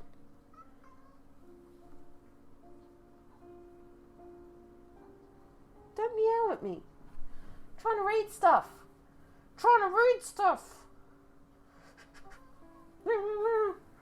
Silly cat. You must have been very young. No one expects you to remember everything perfectly. But isn't it bad if all I have is a little and I lose it? You don't have to remember it all yourself. You can ask other people who knew your mother to tell you about her. Sarah had a faraway little smile on her face, the sort that she developed sometimes when she was supposing a story. My mother was from France. She had long dark hair and a sparkling laugh. That is what my father said first caught his attention. I don't believe that I have a sparkling laugh. I believe that I am more like my papa that way. I should like to hear someone else sparkle. Do I have a sparkly laugh? I don't know. What does it sound like when you laugh? Lottie's eyes swept back and forth and her little forehead wrinkled. I can't laugh with you looking at me. Well, maybe I will hear it some day when I'm not looking. Tell me more. Was your mama beautiful and perfect? I don't think any person is perfect, but everyone says she was beautiful and calm and kind. Lottie fidgeted in her seat. She scooped up one of the little sugared biscuits and popped it into her mouth all in one go. That required a good minute of chewing before she could speak again. Do you ever think about if you'll be like your mama when you grow up? Not very often, no. In truth, while Sarah was certainly aware that she had once had a mother, and her natural curiosity had brought about a few questions and answers, it was not a matter that greatly occupied her thoughts. Never having known her, Sarah had never had a reason to miss her. Her absence was not a cause of sadness or reflection. It was nothing like the pain of being separated from her beloved papa. I suppose that I must become like her in some ways, as children do. But she died. When she became a mama, she died. Well, then, I am already different, because I am already Emily's mother, and yours as well. Reminded of her duties, Sarah fetched a handkerchief and brushed at Lottie's face. You are getting crumbs everywhere. You should be careful not to get your dress dirty. Your sister Emily is very good at keeping her clothes clean. You should look to her as an example. She is a model daughter. That's what Miss Minchin always calls people. A model or a show. Lottie could not help but giggle. New week! Now, Lottie, hold on to my hands. Will you pick me up? Not like that. Your wrists are not strong enough. Hold my hands like so. Now, pick one foot up off the ground and stretch it out behind you. I feel all wobbly. That's why I'm holding on to you. Press on my hands and try not to lean forward as you stretch. This feels strange. Sarah came into the room to find Jessie and Lottie engaged in some manner of dance practice. Oh, Lottie, I can see your petticoats. Sarah, Mama! She let go of Jessie and rushed over to Sarah to demand a hug. Will you play with us? Play? I thought you were dancing. We weren't exactly. I had an idea and wanted to see if she could do it. But I would be happy to dance with you, Sarah, if you would like it. Whereas Lavinia, I would have expected her to be with you. Lavinia has not been herself lately. She sighed, twisting up her beautiful long hair and then letting it fall again. Oh, Sarah, it's been so difficult. I've always admired Lavinia so very much, but now... Admired? Quite unexpectedly, Lavinia swept into the room. Jessie's eyes went wide, her hands flying uselessly to cover her mouth. Yes, you admired me, didn't you? Only now there's this little diamond girl for you to admire, isn't there? You're nothing but a useless sycophant, Jessie Abbott. Yes, I know what the word means. I know a lot of things that nobody else does. Not even your precious Princess Sarah. With a haughty little tilt of her chin, she strode away. Jessie's eyes darted frantically back and forth, her cheeks taking on a lilac hue. Then, without a word, she crumpled the fabric of her skirt in her hands and hurried after Lavinia. Sarah, Mama, what's a sycophant? A sycophant is someone who flatters an important person that they don't really like. Why? I don't know. Let's see, we need more grace. Oh, god damn it. Look, what else gives us grace? Going for a walk. Fuck.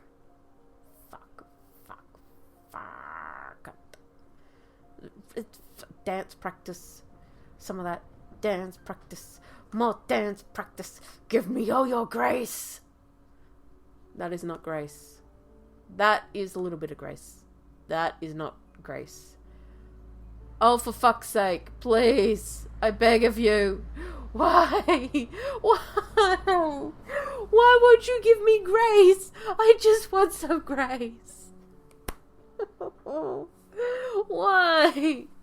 Oh, god damn it. I don't want vigor. I've been consistently topped up with vigor this whole time. Ugh. Oh. My dear Sarah, how good it is to see you today. Thank you. As you know, your birthday will be upon us in only 2 short weeks. Yes, I'm planning a grand celebration for you. We shall decorate the entire schoolroom and have a little party with activities for all the students. Then you will open your gifts with great ceremony, and after they have been seen and admired, you will proceed to a glittering feast where I will arrange some unusual treats. Is there anything particular that you would like for your special day, Sarah? Will my papa be there? What was that? Oh, I only hoped...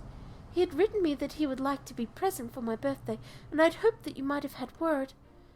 I'm sorry, if Captain Crewe has made such plans, he has not informed me. I was told only to have your gifts made ready for you. Oh. Now, do not lose hope, my dear. Messages travel so slowly when the ocean is involved. It's always possible that ships are in motion even as we speak. However, even if your father is unable to attend the festivities, I hope that you will have a simply marvellous time and write to him all about it. Yes, Miss Minchin, thank you. Well, my dear, if you have no other special requests, then you may wish to return to your friends. There is another gentleman I need to speak with. Thank you. Good day. Upon leaving Miss Minchin's office, Sarah briefly crossed the path of a sharp-featured, dry-eyed little gentleman who wore a neatly tailored suit and eyeglasses. Good day. He nodded at her, quite as if he already knew her name and saw no need for the two of them to be introduced once again. Good day. Something about his manner seemed mildly unsettling to Sarah, but as he soon vanished into Miss Minchin's office, never to be seen again, she quite forgot all about him. Out of sight, Miss Minchin greeted her visitor. "Ah, Mr. Barrow, here are the next set of bills for the Miss Sarah Cruz celebrations. I have it on authority that the Parisian doll is nearly complete and will be delivered next week." The strange gentleman took the papers she handed him and regarded them with a sniff. "You do not think this a trifle extravagant for such a young girl's birthday?" "Captain Crewe expected the very best for his daughter. I don't see how it is your place to judge. He ordered that your firm would pay all expenses, did he not?" Yes. You are very fond of the girl, then?" "She is my most important pupil." "I see. Very well, I shall take these and add them to the receipts for disbursement when the next payments arrive. Good day to you, Miss Minchin." "She's been looting. She's been taking our money." Oh, God. Okay. Ermengarde, Marriott, or Becky? Will we get 7 knowledge again? Probably not. Let's go with Marriott. "Mademoiselle?" "Yes?" Her maid held out a book. It was a copy of the Poems Antiques which Ermengarde had gifted to her. "I have finished reading this, so I thought that I should offer it to you." "Oh, that's very kind of you. I do have a great many books, though, and that one is yours especially, so I don't want to take it away." Marriott smiled and shook her head. "I did not mean to give it away, mademoiselle. However, I think there is a poem that you will particularly enjoy. It is called Bhagavat." Sarah's eyes widened. "Is it an Indian poem?" "It is a French poem on the subject of India. I believe the writer may have visited that place himself." "Oh!" As she touched the book reverently, as though a portal to faraway lands might be contained within. Then, thoughtful, she turned away and crawled up onto the bed. "Will you read it to me? It is your book, after all, and I think I should love to hear it in your voice, the voice of France." "France has many voices. I will read it to you, if you wish it, but I am not experienced in dramatic reading. I may not do it justice. It is a very long poem, and my throat will have fatigue." "Then perhaps if you read only a little bit at a time? It could become something we do together every day. I would like it if you sat on my bed and read it to me. I think it would be nice." "All right."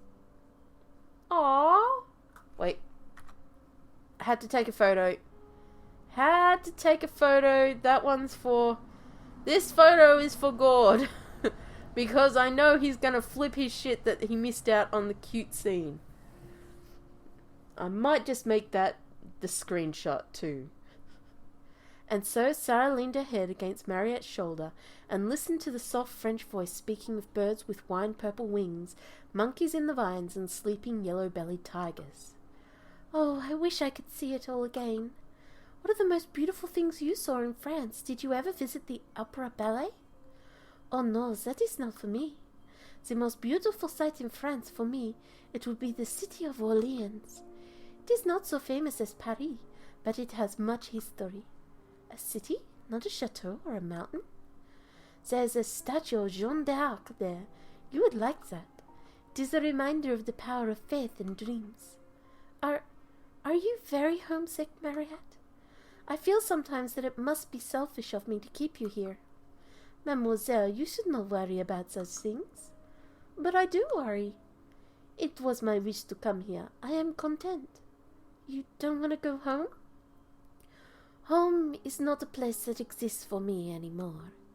And, in any fashion, I am happy in this position and do not wish to leave it. I would much rather be the maid of a petite princess like yourself than work in a gentleman's house." "Oh, does that mean that if I return to my papa's home she will not accompany me? My papa is a gentleman. I don't know why she would not wish to be in his house, though. It would be wonderful." I don't think that's what she meant, Sunshine. Sarah was playing hostess to Jessie at a tea party in her rooms, but upon this occasion Jessie's interest seemed more drawn to Sarah's French maid. "Truly, the corset is no longer at the height of fashion?" "Not in Paris, mademoiselle. It is good enough. It is quite good enough en province.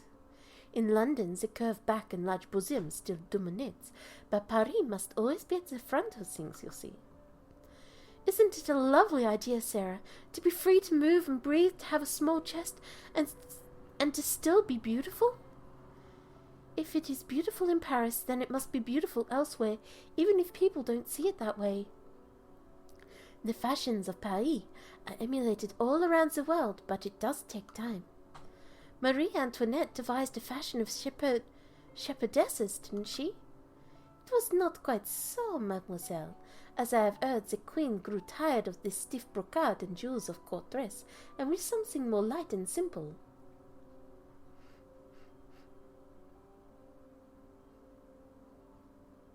It won't show anything past. I know he was going to flash it.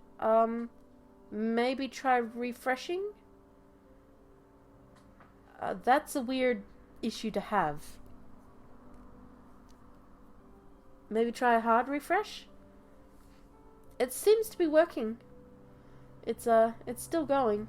It has dropped a few frames though. Sadly. I'm not sure why. Oh, I might have an idea why. Nope, Steam's not updating anything. Never mind! Yeah, maybe a hard refresh.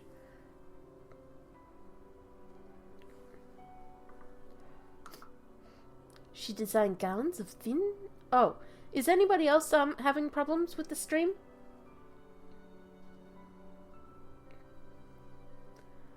Oh, shit.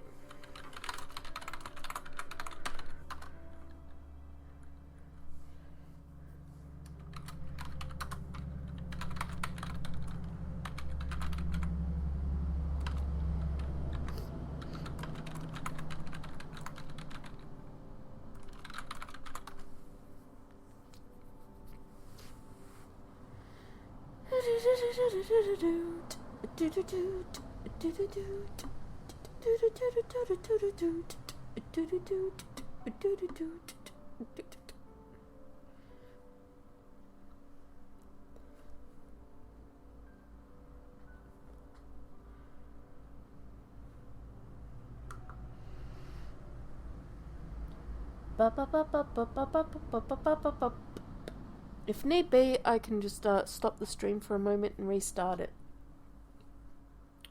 In fact, I might do that.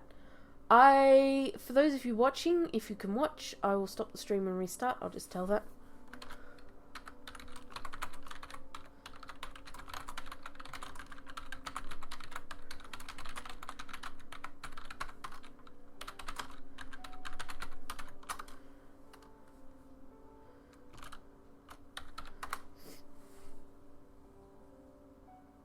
Ah. Oh.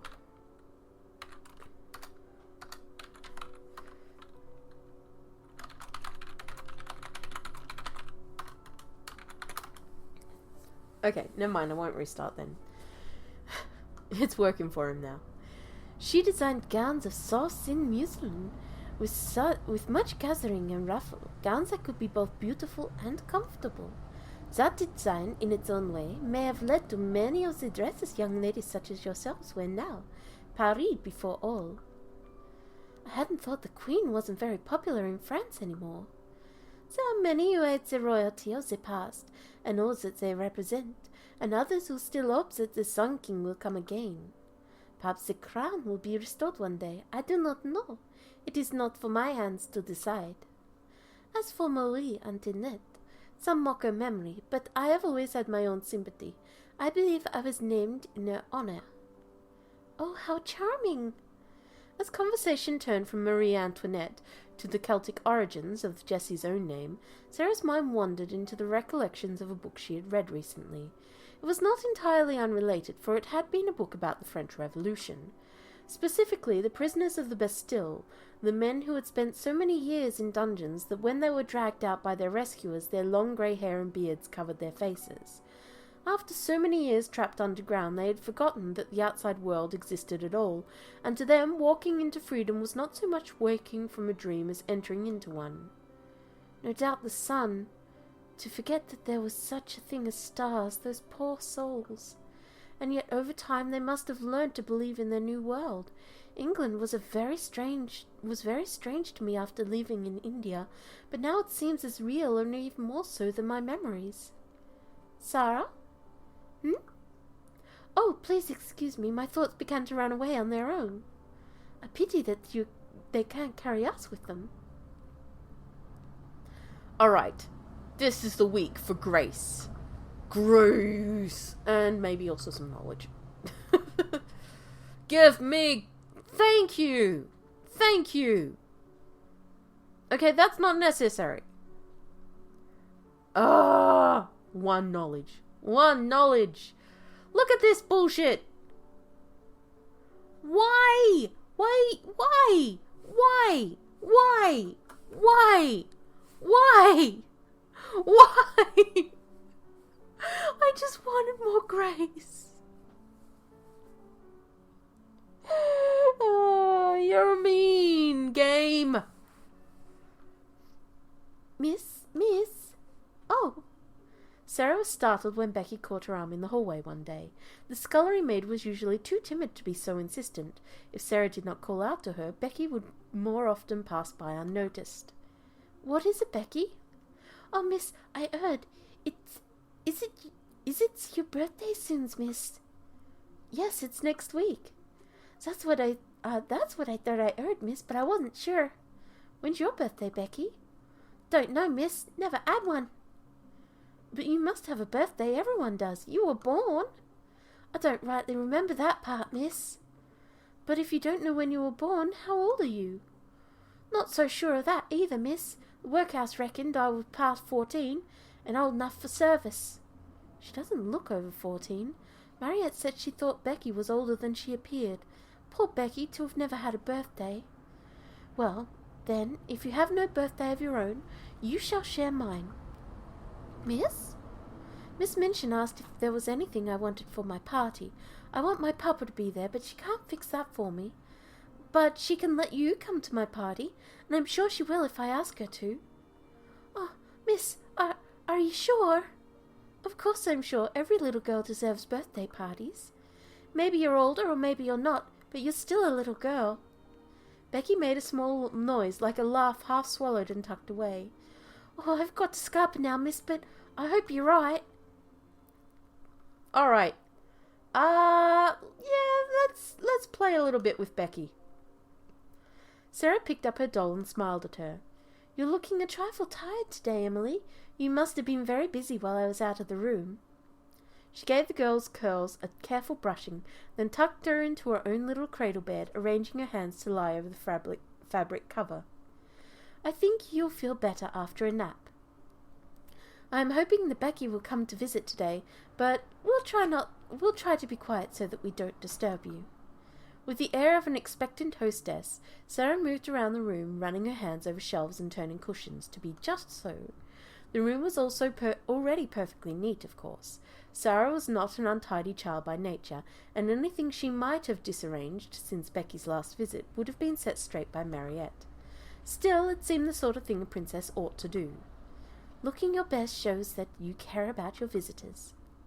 Having reassured herself that everything was just so, she settled in her desk with a sheet of sums to work for the classroom. £2, 12 shillings, 8 1/4 pence, plus £1, 14 shillings, 5 1/4 pence. That's 2 farthings, 8 and 5 pence makes 1 shilling and 1 penny. Addition and subtraction were simple tasks, but the complications of British currency were such that they needed to be practised over and over again in order to be certain one did not forget. Becky's arrival was even more delightful when it meant putting those repetitive worksheets away. Becky! Come in, please sit down. She lowered her voice to a conspiratorial whisper. Emily is resting today, so we must be calm and quiet for her sake. That's all right, miss. I'm tired today too. I've made a wonderful discovery to share with you. I was out at the shops looking in windows for things that might fit neatly into your pocket and not fall into crumbs. Look! With a proud smile, she brought a tray of 3 little meat pies sealed up with glazed crusts. Becky's eyes quite sparkled. Oh, miss, them will be nice and filling. It's fillingness that's best. Sponge cakes. a heavenly thing, but it melts away like, if you understand. These'll just stay in your stomach. I don't believe it would be a good thing if a pie stayed in your stomach for always. That line of thinking led somewhere indelicate, so she quickly abandoned it. I do hope they will be satisfying. I wish you had told me before about the cake. I could have brought something else before, beef sandwiches perhaps, or rolls and bologna sausages. All that for me, miss. Of course, why not? I like to share food with you. I like to see you enjoy yourself. None of the girls here ever enjoyed cook's meals half so much. But I might never have guessed you wanted something other than cake. Why didn't you tell me? Oh, please, miss, no one's ever been so kind to me before, not even me own mum. How could I ask you for more? How could I? Well, were you afraid that if you asked me for something and I said no, that I would be angry with you? Yes, no, miss, but you've done so many nice things for me, and if still I weren't happy, that'd be right sour of me, you see. You wouldn't want somebody sour. Oh, Becky, you are never sour, not one bit. But we are friends, you and I. Friends, miss? Of course we are, and a friend isn't upset when a friend asks her for something, even if she might have to say no. I could have done this for you sooner, if you hadn't kept it a secret what you wanted. Let's promise never to keep secrets from each other again. She held out her hand to seal the pact. Becky started to reach for it, then hesitated. Never at all, miss. What if there is, like, some secrets that are nice, like surprises? Oh, I didn't think of that. You are very clever. Becky smiled in nervous agreement. I will make a better promise then. Let's promise to always trust each other if we need help, all right? All right. They clasped hands. The scullery maid's palm was rough and calloused, but her fingers curled sweetly around Sarah's. Good. Yay. Sweetness and sugar and spice, all things nice. Mademoiselle, you must hold still so I can see the new dress on you correctly. Oh, it's pretty. I am sorry, Mariette. I heard a horse's hoofs and the sound of wheels, and then they slowed, and I thought perhaps it was a carriage come to call, a carriage with my papa. Mademoiselle, and your aid will not make your papa come any faster. Nor will it help me adjust your dress for the party. Is it wrong to keep hoping, Mariette? I know he never sent word that he could come, but he never sent a letter to say that he absolutely couldn't either. I do not think that I can answer that, mademoiselle. Hope is something very personal. Then I think I will. It will be sad if my birthday comes and my papa is not here, but if I give up hope, then I would be sad now. I think it will be easier to be a little sad then, while I'm having a nice party with my friends, than to be sad now. I am sorry, I didn't mean to make it more difficult for you to finish my dress. Sarah raised her head and spread her arms like a little doll. If my papa is to see this, then I must be lovely. If my papa will not be here, then it should be just as nice to keep up our spirits. Isn't that right, Emily? Mariette laughed to herself, but would not say why. Oh, God, you could just feel that something bad's gonna happen. Something bad. I've decided no dancing. No dancing. I'm sick of dancing. I don't want to dance. We're going to go for walks. We're going to write in our diary. We're going to have a tea party. We're going to ignore all the dancing in the world. Fuck it.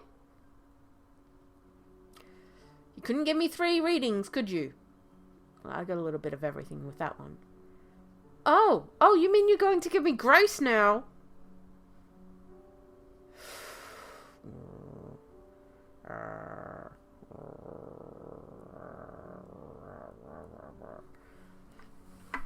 Yes, that was me growling.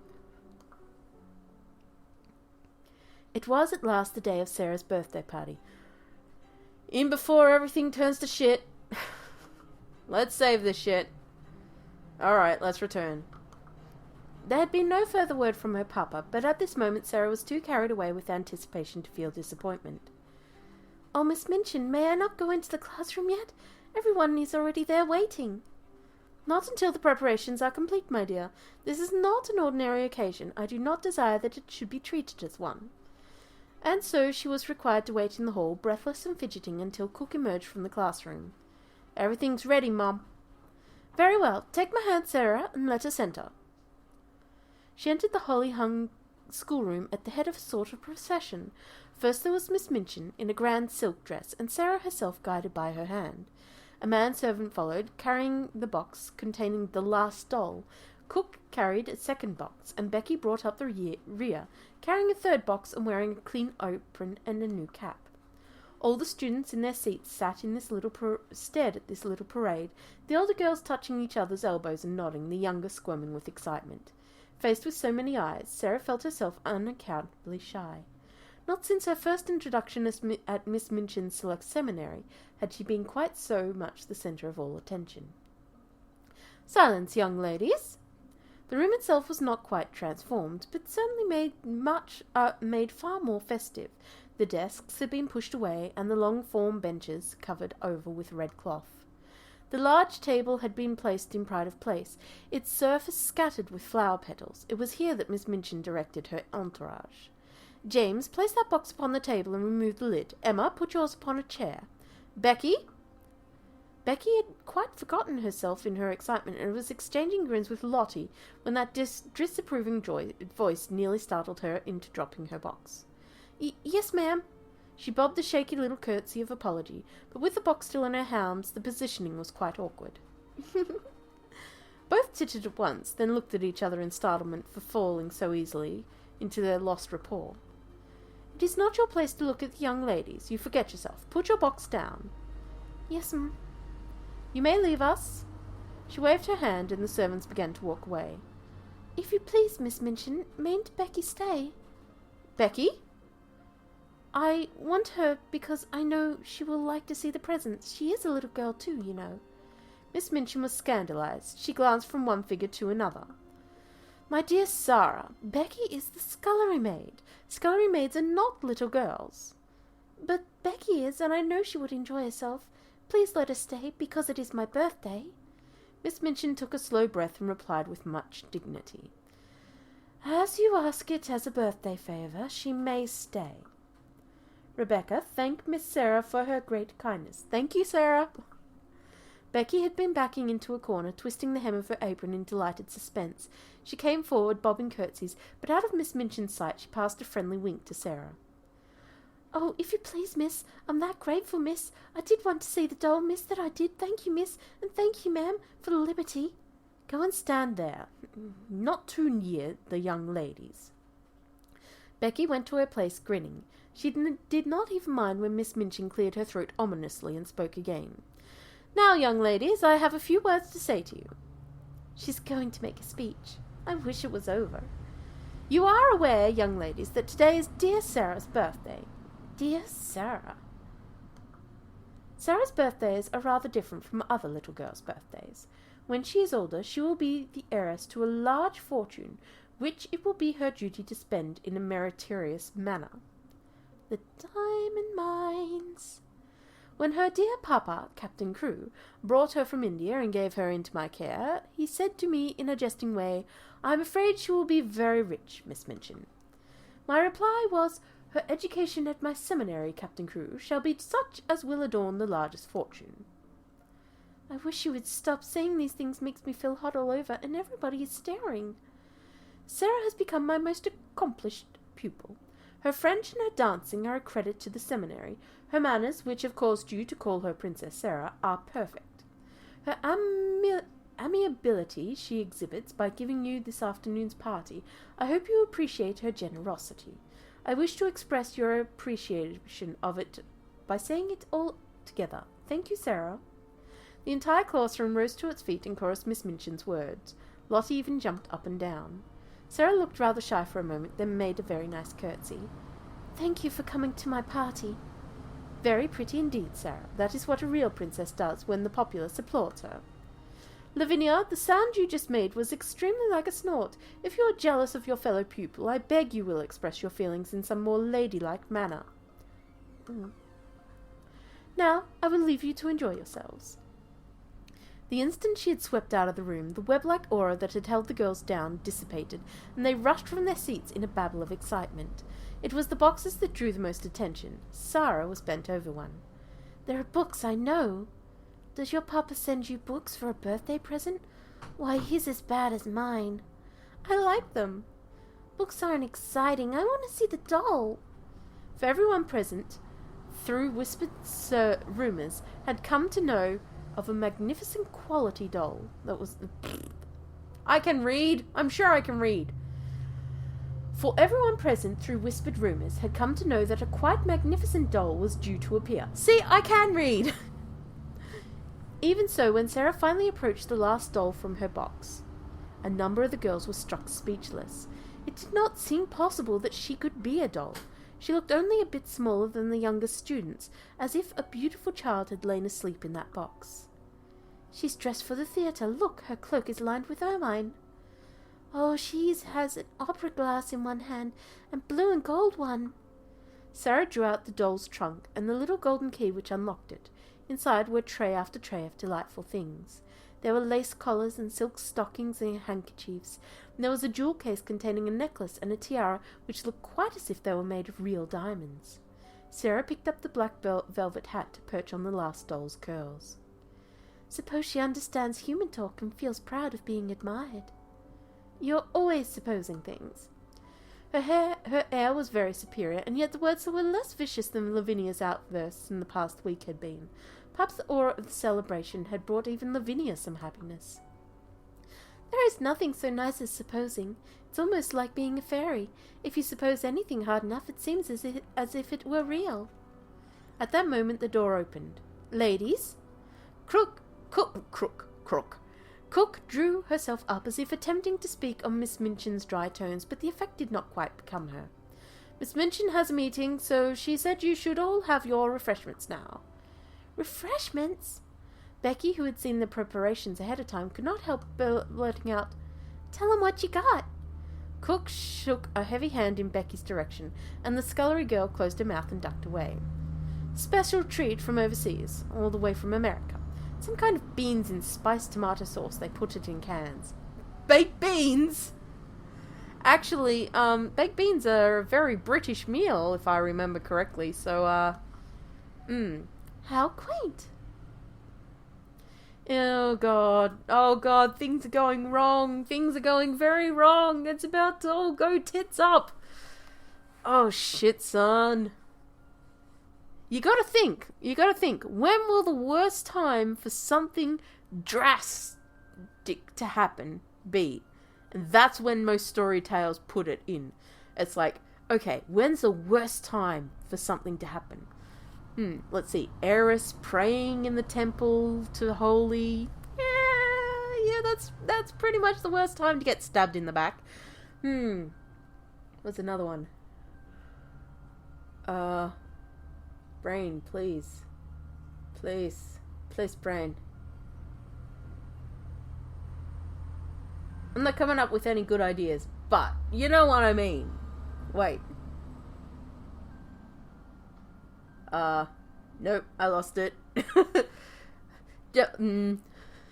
Getting back. Oh, yes, okay. So, getting back from destroying a fake Horcrux and Dumbledore being extremely exhausted, and then suddenly Death Eaters! Yeah,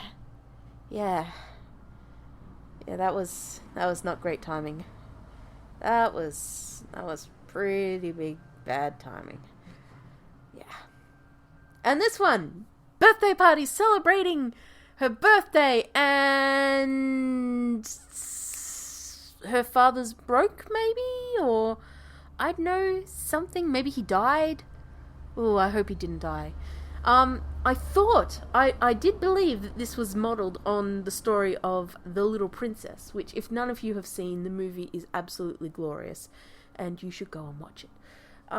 Sometime. Not right now. Right now we're watching this. But... unless you really, really want to. But yes, if it follows that story, then something bad is really going to happen. And it's not going to be pretty.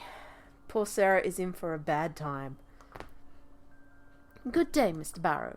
Have you come to see the goods? I can assure you the doll is just as expected. £100, all expensive material, and made at a Parisian modesty. He spent money lavishly enough, that young man. Captain Crewe is a man of fortune. The diamond mines alone... Diamond mines? There are no such things. Never were. Wait, what? Miss Minchin stood up from her chair in confusion. What do you mean? At any rate, it would have been much better if there never were any. Any diamond mines? I don't understand. Diamond mines spell ruin oftener than they spell wealth. When a man is in the hands of a very dear friend, and is not a businessman himself, he had better steer clear of the dear friend's diamond mines, or gold mines, or any other kind of mines dear friends want his money to put into. The late Captain Crewe... The late Captain Crewe? You can't come to tell me that Captain Crewe is... He's dead, ma'am. Died of jungle fever and business troubles combined. The jungle fever might not have killed him if he had not been driven mad by the business troubles, and the troubles might not have put an end to him if the fever had not assisted. Captain Crewe is dead. Miss Minchin dropped into her chair again. What were his business troubles? Diamond mines and dear friends, and ruin. Ruin? That young man had too much money and spent too freely. The dear friend was mad on the subject of the diamond mine. He put all his money into it. Then the dear friend ran away. Captain Crewe was already stricken with fever when the news came. The shock was too much for him. He died delirious, raving about his little girl, and left her not a penny. He left nothing? Do you mean to tell me that the child is a beggar, that she has left on my hands a little pauper instead of an heiress? She has certainly left a beggar, and she has certainly left on your hands, ma'am, and she hasn't a relation in the world that we know of. She is sitting in my rooms at this very moment, dressed in silk gauze and lace petticoats, giving a party at my expense. She's certainly giving it at your expense, man, if she's giving it. I was always so sure of his payments that I went to all sorts of ridiculous expenses for the child. Her maid, her carriage. I paid the bills for that ridiculous doll and her ridiculous fantastic wardrobe. I sent you the receipts. Barrow and Skipworth are not responsible for anything. There never was a cleaner sweep made of man's fortune. Captain Crewe died without paying our last bill, and it was a big one. Now Miss Minchin understood, and never had she received such a blow in her life. She felt as if she had been outraged and robbed, and that Captain Crewe and Sarah and Mr. Barrow were equally to blame. Her show pupil, her prize patron, her income, all had been snatched away. Instead, she was burdened with an extravagantly brought-up child, one who had cost her a great deal, and might continue to cost her even more. But what am I to do? What am I to do? There isn't anything to do. Captain Crewe is dead. The child is left a pauper. Nobody is responsible for her but you.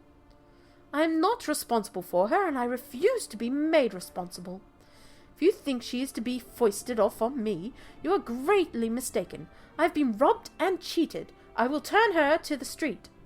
Mr. Barrow turned and moved towards the door, showing no concern.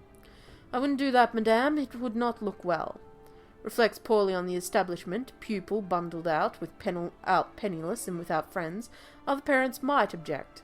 You and I are people of business, madame. We can be sensible about these matters. Better to keep her and make use of her. She's a clever child, I believe. You can get a good deal out of her as she grows older.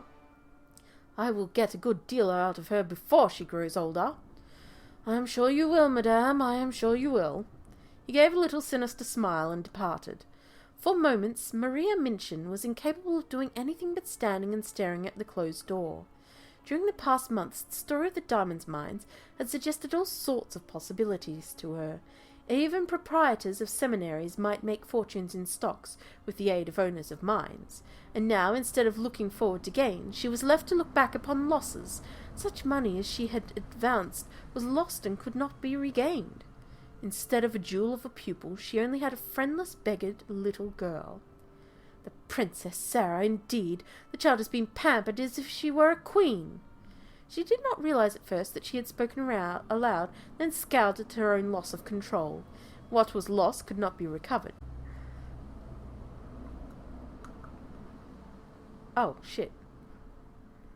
Save. Oh, no.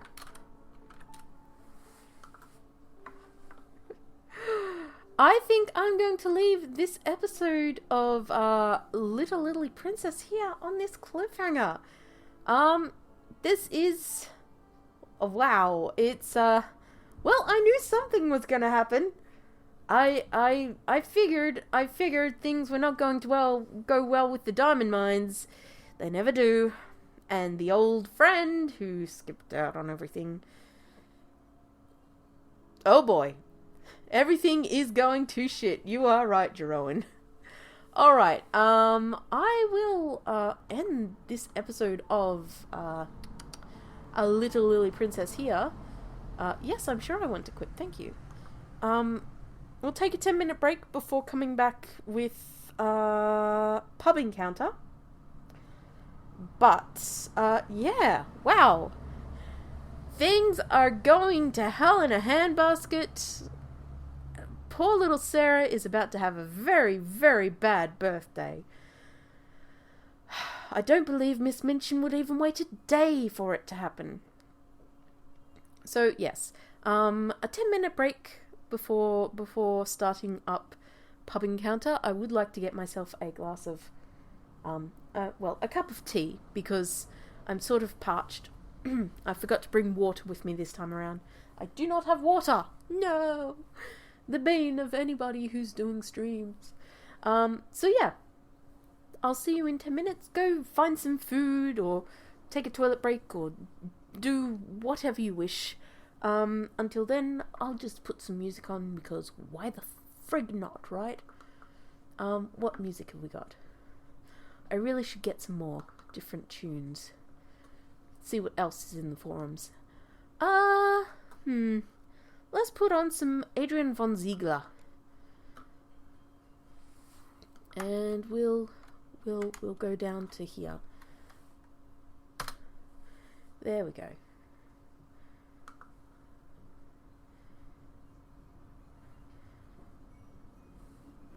Alright, and I will be back shortly.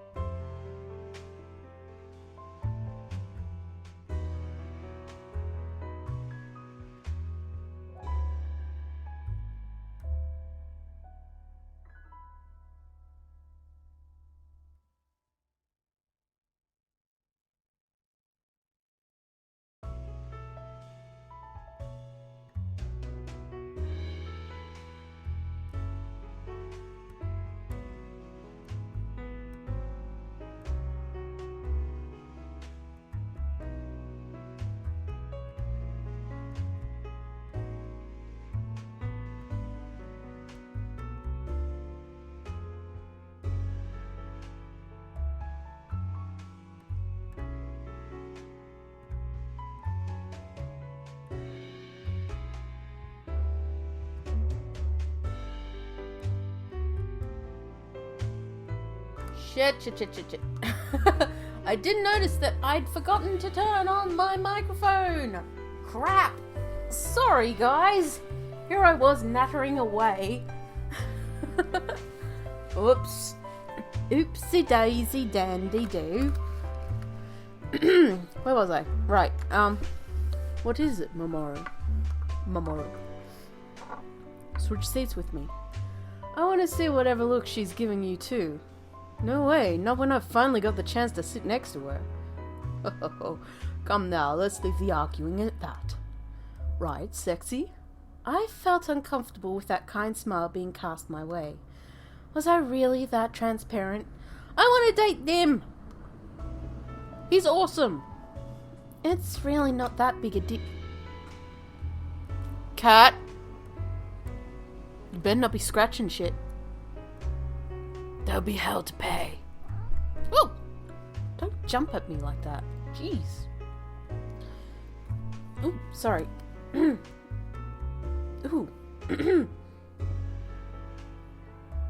What? What? What do you want? Wait a sec. You are being an interruption. An interrupting Nancy. Come here. Come here. Come on. Come on, kitty. Quick. Come here. Come. Oh my god, this cat. What? Come here.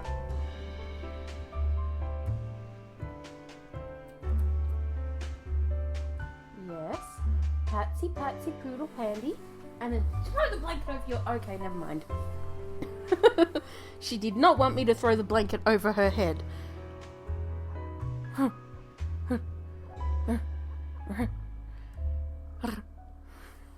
Silly cat. It's really not that big of a deal. I was just missing Hideaki since I haven't seen him for a while. Now that I think of it, I haven't seen him either. Yeah, me neither. You, Soichiro? I do believe the last time was the day he and Sexy's courtship was announced. That was a pretty long time ago. Wouldn't a couple who are dating want to see each other at least once a week or something? Ryunosuke looked at me with a look of concern. I couldn't say that aloud. Actually, I'd been happiest if I saw him every single day. Ah, so you're the type who's content with once a week. What? Interesting. Well, I guess it's not that surprising being Ryunosuke. Hang on a sec. What are we talking about here?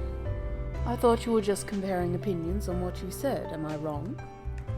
I was just making a generalization. Whatever. You may as well bring up that sort of thing once in a while. Mamoru grinned like a child who'd just discovered a new toy. Well, what about you? Ryunosuke shouted, his face red with anger. It was interesting to see him so adorably worked up like this for once. Me? Well... The conversation had suddenly become a discussion on love. Everyone was probably trying to cheer me up from missing Hideaki. In that case, I guessed I'd better play along. I want to hear your views on love too, Mamoru. Great, I'd be happy to tell you whatever you want to know. I worked up the courage to jump into the conversation. I couldn't miss the way everyone looked slightly relieved for a moment. This was truly a group of amazingly nice people. I couldn't let them worry about me any longer. I guess I'd be okay with meeting up 2 or 3 times a month. Yeah, you take a more rational approach to love, rather than letting your emotions take control. Just with work and all, you know. Plus, love isn't the only thing that matters in life. Well, I think that would depend on everyone's own priorities, wouldn't it? Aha! So, I'm taking that to mean that love is the top of your list, Hodo? I just can't think of anything that has a bigger impact. What about you, Soichiro? Well, I think I'd like to be with someone whenever they feel like they wish they could... Language! How does speak? Well, I think I'd like to be with someone whenever they feel like they wish to see me. Whenever they want to see you. That's kind of beautiful. Do you think so? We've already dated you. Don't put the moves on me, please. At any rate, you're a knee licker. At any rate, it's not as if I have such a person at the moment. What about you, Minoru? Yeah, now that I think about it, I never hear you talking about this kind of stuff. Me? Well, I guess. Even if I can't see someone at all, that doesn't change the fact that they're the only one for me. That's pretty deep. Words I would expect to hear from no one but you, Mr. Sonada. You don't have to flatter me. Besides, I'm sure no one wants to hear about the escapades of an old man like me. No way, I'd be really happy to hear all of your stories. Really? My girlfriend would be happy to hear that as well. God damn it. Taken! The best guy is taken. So, anyway, Sexy, when was the last time you saw Hide? I guess about a month ago. Huh? That's really sad. But I know he can't help it because of his work. No, even with work, that's way too long. Though you wish to be considerate of him, there's no need for you to suffer unnecessarily. Don't you think it's about time you just went to see him? Huh? Now they're all going to drag me to see him. It's like girls' night out with the guys. Me? Go see him? As I walked home from the bar, Yorihisa's words echoed in my mind. It had never even occurred to me before. I was always just waiting for him to come to me. That's no way to be, girl! But Yorihisa was right. Why couldn't I be the one to go to him for once? Looks like you got your answer. Mamoru? What's that face for? Did you forget that I was supposed to walk you home? Oh, he does not look happy about that. Oh, you don't like being forgotten, do you, Mamoru? Oh, don't worry, Mamoru. We will date you one day. We will date you. You'll be the last to be dated, but we will get there. That's right, Kat. We will get there, won't we? Yeah, we will. Yeah. 3 cheers for Mamoru, hey? No? No? Yeah? What? Oh. Oh, what? Oh, what? Oh. What is it, kitty? Look here, you're a little cow. What do you want? You just want my attention. I'm trying to give the attention to the game. What? You just had food. Do not even look at me for food. You literally just ate. It's midnight. You should not be eating at midnight, but you did. Yes, that's a microphone stand. Don't knock it. What do you want? It's kitty cat hour! Yay! Alright, Kit. There you go. Alright, sit down and shut up now, okay? Kit?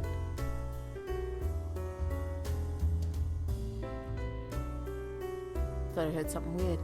Alright. Oh, yeah, now that you mention it. Ouch, that hurts. Sorry. Whatever, it's totally fine. I get you're occupied with thinking about Hide.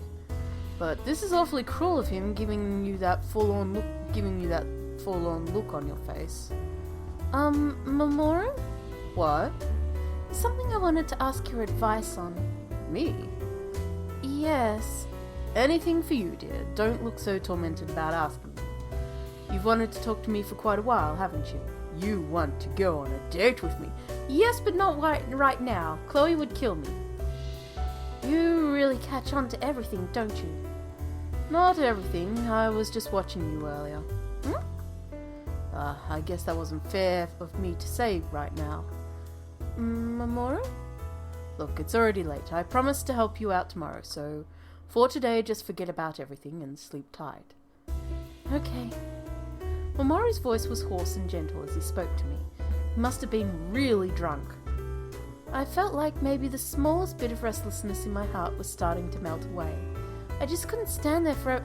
It would be hilarious. Okay, this would be hilarious if it looked like you were on one person's arc and then it just swerved off into somebody else's. Like, say... Oh, okay, here's an idea for a dating game. Feel free to take it. So, there's this one guy who's really cold and everything, but he's really hot. and everybody's like, oh my god, I want to date him right off the bat. So you try to date him, but he's like the last person you can date. So every time you try and date him, one of the others sort of stumbles into the scene and sort of just whisks you away, so that you can't actually date the guy until the last time. So because your dating skill or whatever is low. So and you've got to be like have all your stats up like super high. So say there's a New Game Plus sort of feature, and you've got stats that you've got to pump stuff into, like build your character up, and your stats have to be super high to even have a chance with him. So if your stats aren't good enough, then say if you put all your skills into like your charisma, another guy swoops in and takes you away from him. Or if your stats are high up in what's another one? Perception, no, something like that. Strength or athletics, sports. Fitness, there you go. If your stats are really high in fitness, then somebody else comes and takes you away, and it's like you get really frustrated because you want to date this guy, but these guys just keep coming in and swooping you away from them until you finally get it, and it turns out he's a murderer. And you dead, son. Or it turns out that you end up dating all those other guys, and they keep dumping you, or your relationship breaks up, and then you revert back, and it's like a time jump sort of thing, like you time skip back, and then you're like, well, that didn't work, so let's try this guy instead, and then it skips back, and he's the one that's actually the perfect match for you, and you end up marrying, but you've got to go through all the other guys first in order to get to him. That would be kind of cool for a dating game. Right, okay, let's get back to this. I couldn't just stand there forever doing nothing. I had to take a step forward. Thank you, Mamoru. I haven't done anything yet. I actually already feel a bit better. You really are incredible. You don't have to exaggerate. Oh, it's really pouring. We might have been better off staying at that cafe a little longer. But like you said, it's going to rain until tomorrow, so we had to leave sometime. That's not what you said earlier. Really? I guess women really are the strong ones. Men are just weak and useless. Even you? Yeah, even me. I've been through some things. Today I had told Mamoru all about the Hideaki I knew. The night the power went out, the reason he drank to escape, the day he drank to escape, and the reason. The reunion with Mr. Arakura, and the way he'd been different afterwards. Oh yeah, that's right, he met up with that Arakura guy. I don't have enough information. Until I know the root of what's going on, I can't really give you any advice. First off, I'm glad you told me about this Arakura guy. I think that might lead us to some kind of clue. Yay for Mamoru being awesome! We decided what to do. Now all we had to do was do it. Huh? What's wrong? That guy. You mean that old guy over there who looks like he's looking for something? Yeah, that's Mr. Arakura. Huh? Hey, sexy. Ignoring Mamoru's protests, I started running. I was sure that man knew something. I just couldn't let him get away. Hi, it's Mr. Arakura, right? You're the girl who was with Hideaki. Yes, if you could spare me just a moment, there's something I'd like to talk to you about. I was certain I'd seen a panicked look cross his face. Without a word, he'd come to Ordaya. And now we've got the bodyguards all here to protect me from Mr. Arakura. You know, just in case he turned out to be like some jerk or something. When we got there, Yorihisa and Minoru were also there, happily conversing. Mr. Arakura, Mamoru, and I sat down on the counter. As if sensing my mood, the entire bar became quiet. Welcome to Ordaya. What might I get you to drink? Only Soichiro was his usual cheerful, pleasant self. It was reassuring to feel like he was trying to encourage me. Let's see. Get us each a prelude fizz. A prelude fizz, meaning I want to know the truth. Very well. I wanted to know the truth about Hideaki. So, what was it you wanted to discuss? What's the relationship between you and Hideaki? What did Hideaki tell you? I talked to Mr. Cat? What? What are you complaining about?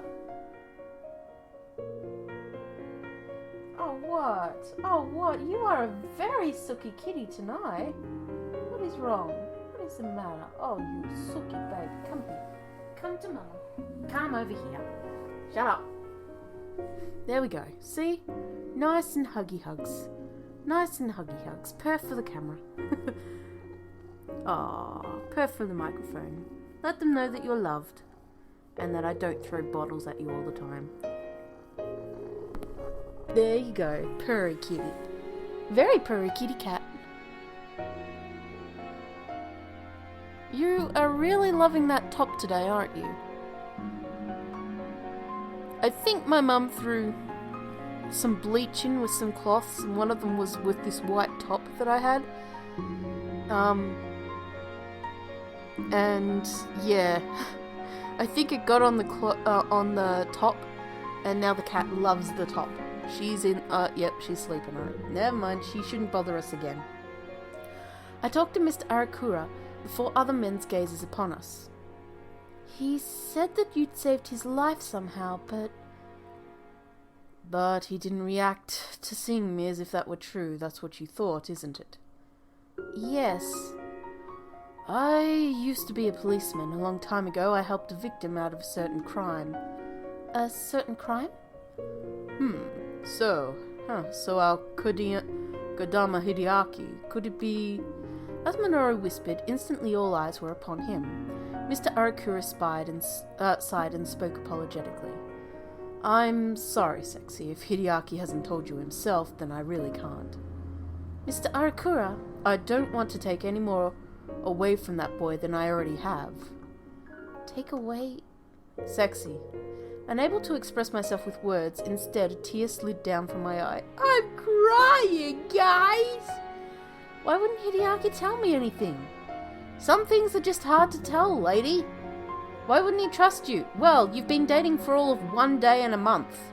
And that whole month you haven't seen each other, so, you know... give it time?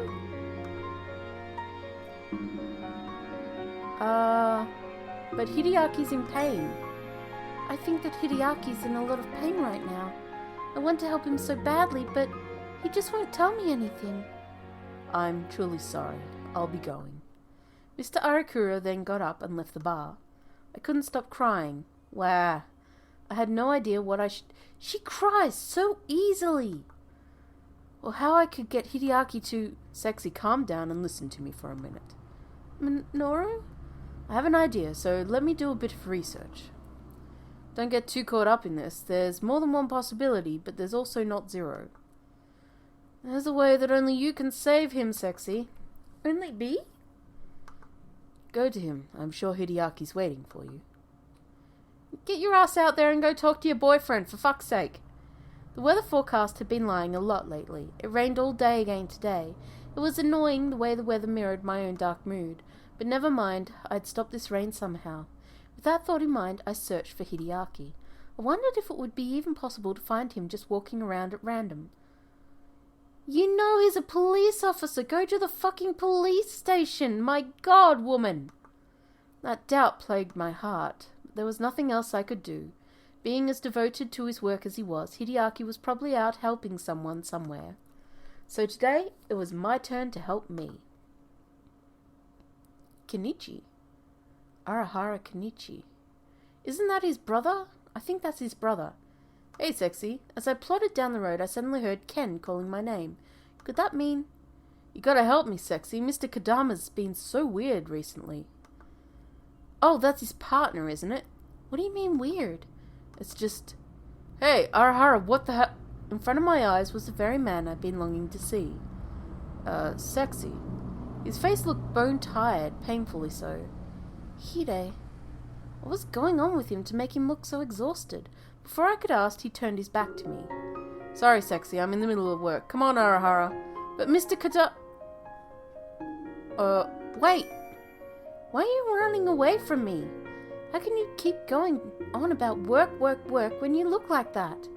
Look like what? Do I look strange? Yeah, you do. Come with me, Hide. Don't be stupid, Sexy. There's no way I could... Can I take him home with me?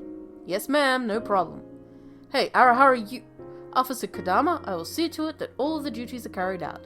So why not take a break? Since when did you become so grown up? Just trust me. You've told me everything I know, and I'm worried about you too, you know. And like that, I half dragged Hideaki back to my house. Get on the bed, boy! I was about to say something. I'm not gonna say it. Hide. The minute we got inside, I wrapped Hideaki in a hug. He'd been clutching onto his cell phone the whole way home. He looked to be suffering so much I couldn't stand to look at him. Let go, Sexy. Not yet. No, I won't let go. Just what is this that's made you such a prisoner? I'm not a prisoner to anything. I just want to help. As a policeman, that's only a natural sense of justice. Why would you say that I'm being held prisoner by something? I thought that you of all people would understand. I want to understand. Then, Hide, who is it that you really want to help? Huh? I know you and your work and how passionate you are about it. I thought that was a really wonderful thing about you, but what's going on with you right now isn't wonderful at all. I have no idea what it is you're struggling with right now, but I just need to help you somehow. Since that night, that's all I've been thinking about ever since. Sexy. It's my nose. I can't live with the horror of knowing I have no nose. As the tears flowed, did I mention that I'm a Dark Lord? Sorry. The Voldemort is back. I finally let out all of the emotions that had been pent up in my heart. Oh god, she's crying again, guys. I'd wanted to say it for so long, but I hadn't been able to. I'd avoided saying anything, not wanting to hurt him, but that couldn't go on forever. We had to keep moving forward, looking at the future, and being held captive to the past, there was no way to move on. I couldn't just sit on the sidelines and watch him destroy himself. Why are you crying? Is it because of me? Why else would it be? Please, Hide, let me help you. Don't just forget about me and go off on your own. Don't leave me alone. I want to share everything with you, all of your pain and sadness. As long as we're together, I can bear anything. It's much worse not knowing what it is that's weighing on you like this. Hideaki's arms finally moved. Sexy. His warm hands touched me. At last he looked at me. I care about you so much. So I'm really... Oh, that was her, right? That was her, right? I think that was her. So I'm really, really worried about you. I can stand not seeing you sometimes. I wish I could see you every day, but I'm not a kid. So I won't be that selfish. As long as I know you care about me, it's okay if we can't meet. But please, please don't just don't lie and let me know what's really in your heart. Sexy. Hideaki's arm squeezed me with all his strength. Okay, you're kind of killing me here. My body wanted to cry out in pain. Dude, too far. Look, guys, it might sound nice to be squished really, really hard by somebody, but that's not fun. A bear hug is okay every now and again, but if it's hurting, not good. Don't do that. Unless you play fighting or wrestling or something. But the moment you start hurting them, I mean, it's not good to fit. And girls, don't just put up with that shit, okay? Let the guys know if they're hurting you, okay? Because they can't stop that if they don't know that you're being hurt. They're not mind readers, you know? Either or. Guys, if you're being hurt by your woman, tell her. She's not a fucking mind reader either. She's not... Oh, I just got an item for my inventory. Yay! She's not gonna know that she's hurting you if you don't actually let her know. You know? And same, vice versa. Guys, you know? Girls, tell your significant others that you're being hurt if you're being hurt.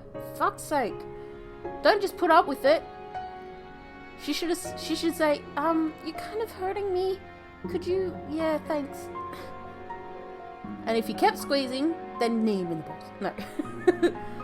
Oh, jeez. My body wanted to...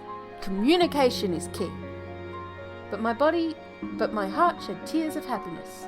Finally, we were connecting. You're being crushed, sunshine. Finally, we were understanding each other. It hurts. You're the one hurting. You're the one squeezing her half to death. I know. I'm scared and it's so hard. I know. I don't even know what to do. It's alright. Sort of pain, there's no cure for this. Do you still want to be with me, even with all of that? Is it really okay to engulf the sunlight you bring to the world in my cold, dark shadows?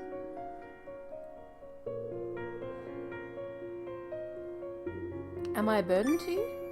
Would that be a burden to you? I'm scared. I couldn't bear seeing you fall into the same darkness that I'm in. You know, Hide. What? Do you think that I'd be able to be at your side smiling while you suffer? I can't smile unless I can see you smiling too. As long as you're not happy, I can never be happy either. Sexy. We simultaneously leaned in for a kiss. Bow, chicka, bow, bow. A deep, deep kiss. We kissed again and again as if finally sharing our entire selves. He still hasn't told you shit. Sexy, sexy. Hide. Feverish with desire. Oh god, here we go. We rushed for each other on top of the bed. Kisses were no longer enough. It's makeout time. Or sexy time, that too. I wanted all of him to be mine. Oh god. Hi? Hi there. You're awfully close. Oh my god, your nose just looks like it was stretched all over your face. Oh dear lord. I know it's supposed to be a really touching scene, but oh god, the art. I love you, sexy. I love you. I love you too. I'm sorry for being so selfish all this time. I feel like I should be reading this in like chipmunk voices or something to take the awkwardness away, because it's kind of awkward. Ooh. Sexy. Kisses were pressed to every single part of my body. Even her toes? Even her chin? Even the back of her head? What about her shoulder blades? Under her arms? Okay, I'll stop. My lips, eyelids, cheek, forehead, nose. I think your body takes up more than just that, sunshine, unless you're just a floating head. Then to my ears and neck, my collarbone, and then... I love you so much. With every utterance of the phrase, a new red mark was left on my skin. Hide. What is it, sexy? Kiss me. Like one of your French girls. I am all over your body. Not like that. I impishly grabbed up Hidaki's hands. Sexy? I want a proper kiss with you. Then I kissed him. More. Sexy. What? You look so sexy right now. What do you mean I look so sexy? I am sexy. Yes, but I mean you look sexy.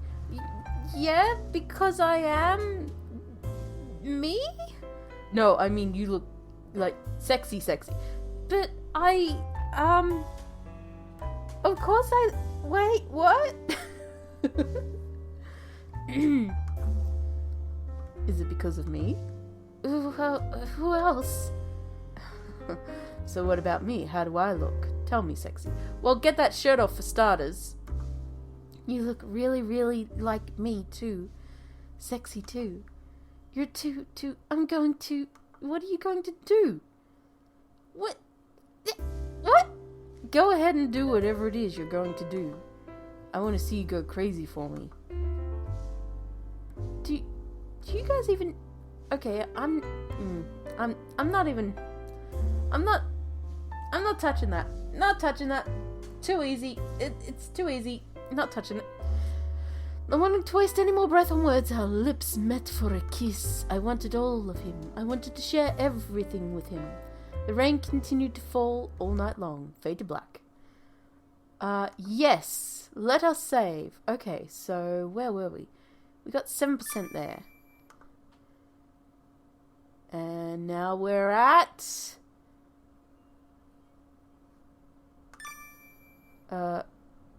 yeah, overwrite. Wait a minute. Are you fucking kidding me? Oh my god! We are not doing well with Hideaki. Oh my god, we're down to 7%? Oh god, he hates us. Guys, he hates us. He's like, who's this bitch? Why am I dating this bitch? Well, shit. Alright, I think one more chapter and then we'll call it quits. Holy crap. Still raining, huh? I got out of bed carefully so as not to disturb Wait. Oh, wait. Oh, okay. So, character change. We are now Hideaki. I need to smoke. Picked my clothes up off the floor and put them back on. We really made a mess last night. Well, it's not as if I could have stopped myself after that invitation. I opened a window and lit up a cigarette. I inhaled a deep breath and then breathed out, watching the smoke trail into the dark sky. That behaviour alone had been a lifesaver for me. Both the alcohol and the cigarettes were solely meant as ways to escape, to forget that day. But I glanced over at Sexy. The rise and fall of the blanket revealed her sleeping form. Can't believe I let that young girl see all the most horrible, disgusting sides of me. The words drifted from my mouth along with the wispy smoke. I felt a laugh bubble up within me on my own words. I was really an idiot, wasn't I? I was starting to feel like the past that had weighed on me for so long was finally beatable. Might have just been my imagination, but even so, this was the first time I'd ever begun to be able to think like that. It was definitely progress. It was a miracle, one that girl had given to me. I put out my cigarette, now burnt short. I reached for another and then stopped. I didn't need to rely on those kind of things anymore, or at least I didn't want to. I crushed the box in my palm and shut the window. The dawn air was chilly. I slid my cooled body into the bed. So warm. Your clothes are now on, dude. Yes, we were alive. Me and this girl too. I moved my body cautiously so as not to touch my cold skin Sexy's. I'd hate to wake her up now. I put her through enough already. Sexy rolled over and curled up right next to my body. My efforts to keep a distance from her to control my desires were for nothing after all. Hide? What's wrong, Sexy? Where'd you go? Just to regain some self-control. Self-control? You looked so lovely when you were sleeping, I started wanting to attack you again. Of course you would ignore me if I said something like that. Sexy looked at me with unfocused eyes, obviously still half asleep. Why are you so cold? I wonder. Poor Hide, I'd better warm you up.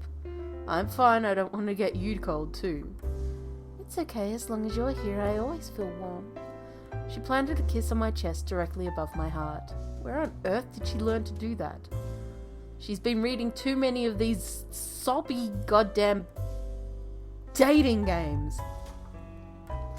I started to ask her, but stopped. I could hear the rhythmic breath of sleep. It was almost too much for my body to bear, being done such a thing half asleep. What? Unable to hold back the impulse, I placed a kiss on her forehead. I saw the slight smile creep into her sleeping lips. I wondered what she was dreaming about. Hide, I love you. This girl really loved me. That thought brought feelings of my own love welling up deep inside my body.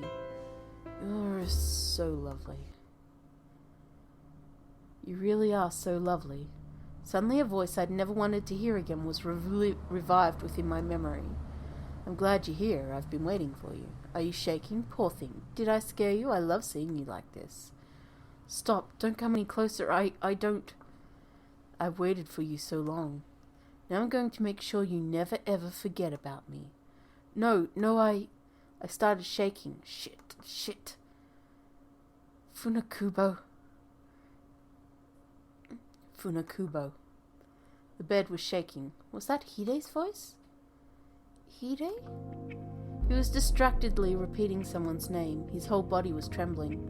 But why, until just a moment ago, he'd been holding me in his arms? Dreams and real life seemed to intermingle. What was a dream? What was real? Was I dreaming about seeing Hide like this? What's the matter, Hide? Sorry, did I wake you? Hide, I'm just kind of cold. Even though you warmed me up, I'm sorry. Hide, please don't lie to me. I'm not lying. I promised I wouldn't, didn't I? I'm fine. No, you are not fine. Why are you hiding this from me? Because of the look on your face. Huh? I have to help. All those lives exposed to senseless violence, I have to save them. Hide spit out the words in between haggard breaths. He spoke with such a sense of obligation. I felt like, even for a policeman, that was going a little too far. What makes you feel that way? If you sacrifice yourself to save others, then who's going to save you? Don't worry about me. But of course someone saved me once. Once? Even if it was all his plan for it to turn out like this from the very beginning. I won't let him win. Hide! I pulled Hideaki into a tight embrace, but his body just wouldn't stop shaking. Hide, I don't understand. Talk to me, please. Wow, that last image was scary looking. I cradled Hideaki's trembling head in my hands. Hoping to calm him down, I stroked his hair, but it didn't seem to have any effect. I have to do something, so that no one else turns out like me. That's the mission I've been given. Mission? Hideaki's breath was slowly settling, quieting. Did nobody read this? Slowly settling, quieting down. Nothing had really been solved, but for now it was a relief just to see him look a little more at peace. You're okay. Everything's okay. You don't have to try so hard. I do, though. You feel like you should have had... You feel like you should have... Nobody did read this! Proofreading! Did you even? You feel like you should have been rescued back then. Or shouldn't have? No, I don't. Yes, you do, I can tell. I couldn't understand why he would think that way, but the way he spoke about it, it sounded like he was trying to atone for something. Hideaki looked at me without speaking. With a tearful look in his face, he hugged me close. Hide? Please, Sexy, don't look at me like that. His voice was raw. Why would he say something like that? Sexy. Why did he say my name with such pain in his voice? I love you. Why did he say he loved me with such agony? I love you too. I love you so much, that's why... I never got to finish my sentence, because then he snapped my full neck! Ha! I mean, what? Hideaki's lips expressed his love for me without a word. His hands touched my body. Ooh, Hide. Those hands hastily sought to bring me to a place of ecstasy. Girl, he is distracting you just to get out of talking. No, stop. I love you, Sexy, more than anyone else in the world, but I never should have fallen in love with you. Stop, Hide. Those lips showed me so much love. How could they say such sad things? I'd just gotten off work and was trudging wearily through town on my way home. Hideaki's words from that day ran circles around my mind over and over again. I love you, Sexy, more than anyone else in the world, but I should... A flashback? 2 sentences later? Really? Game. The mere memory brought tears to my eyes. I'd been totally distracted all day at work too. I shook my head. No, I couldn't believe that he meant it. There was no reason he shouldn't love me. I'd never let him say that to me again, that was for sure. I had to believe that. I could barely imagine going on otherwise, because I loved him and he loved me. No matter what he said, I'd never stop loving him. So all there was to do was to move forward. I couldn't let myself get stuck. Or so I kept telling myself. A darkness shrouded my steps as Hideaki's words echoed in my head. What if we were fated to break up? What if the only road ahead of us was to something worse? Was there any point in continuing that road if it would only lead to more pain? Roaring whirlpools of anxiety swirled in my chest. I didn't know what to do. My vision went completely dark. Help me, Hide. Sexy? Huh? Are you alright? You look kind of out of it. Why aren't you using an umbrella? Oh, I was still a little dazed. I wondered what was going on with me. When I checked the time, I saw that 2 hours had passed since I'd left work. Wow, I'd just been thinking all that time about Hide. At some point, a rain had broken out, lightly drenching me in the downpour. I've been looking for you. I have something to ask you. Sorry. No need to apologize, but still, I am glad I ran into you. That was the same thing Hideaki had said to me once. Sexy? Sorry, I... That phrase was the trigger that opened the dam, finally letting my tears spill out. Oh my god, again? Are you feeling a little better now? Yes, thanks. I'm sorry for crying like that. I didn't mean to do that in front of you. I'm really sorry. You have nothing to apologize for. It's best to get it out whenever you feel sad. But remember that's what? Remember what Soichiro said? I don't know what's going on, but you don't have to try and bear it all yourself. And it might only make things worse the longer you keep your feelings bottled up inside. You should know that as well as anyone, having seen it firsthand. Ryunosuke's words brought the image of Hideaki to my mind, his face brought to the very limits of pain from trying to stay strong. There was no time to waste. If I didn't help him somehow, he'd never change. Oh, you look troubled again, Sexy. Minoru? Thanks for coming all this way, Minoru. It was nothing. I'd do anything for you two kids. As I idly watched the pair talk, still out of it, I saw an awkward look cross Ryunosuke's face. To be honest, I was a little worried that I wouldn't be able to encourage you on my own. So that's why he called me. We should have gone to the bar earlier, but I thought you probably wouldn't want to let too many others see you cry. Ryunosuke. Well then, have you gotten out everything you wanted to say? Gotten it out? Isn't there something else you don't feel like you could tell us? Minoru? Hmm? I felt like he was trying to tell me it was okay to say whatever I needed to. That kindness awoke the true voice in my heart that until now I put to sleep. I love Hide, so that's why I'm scared that maybe my presence is opening up old wounds.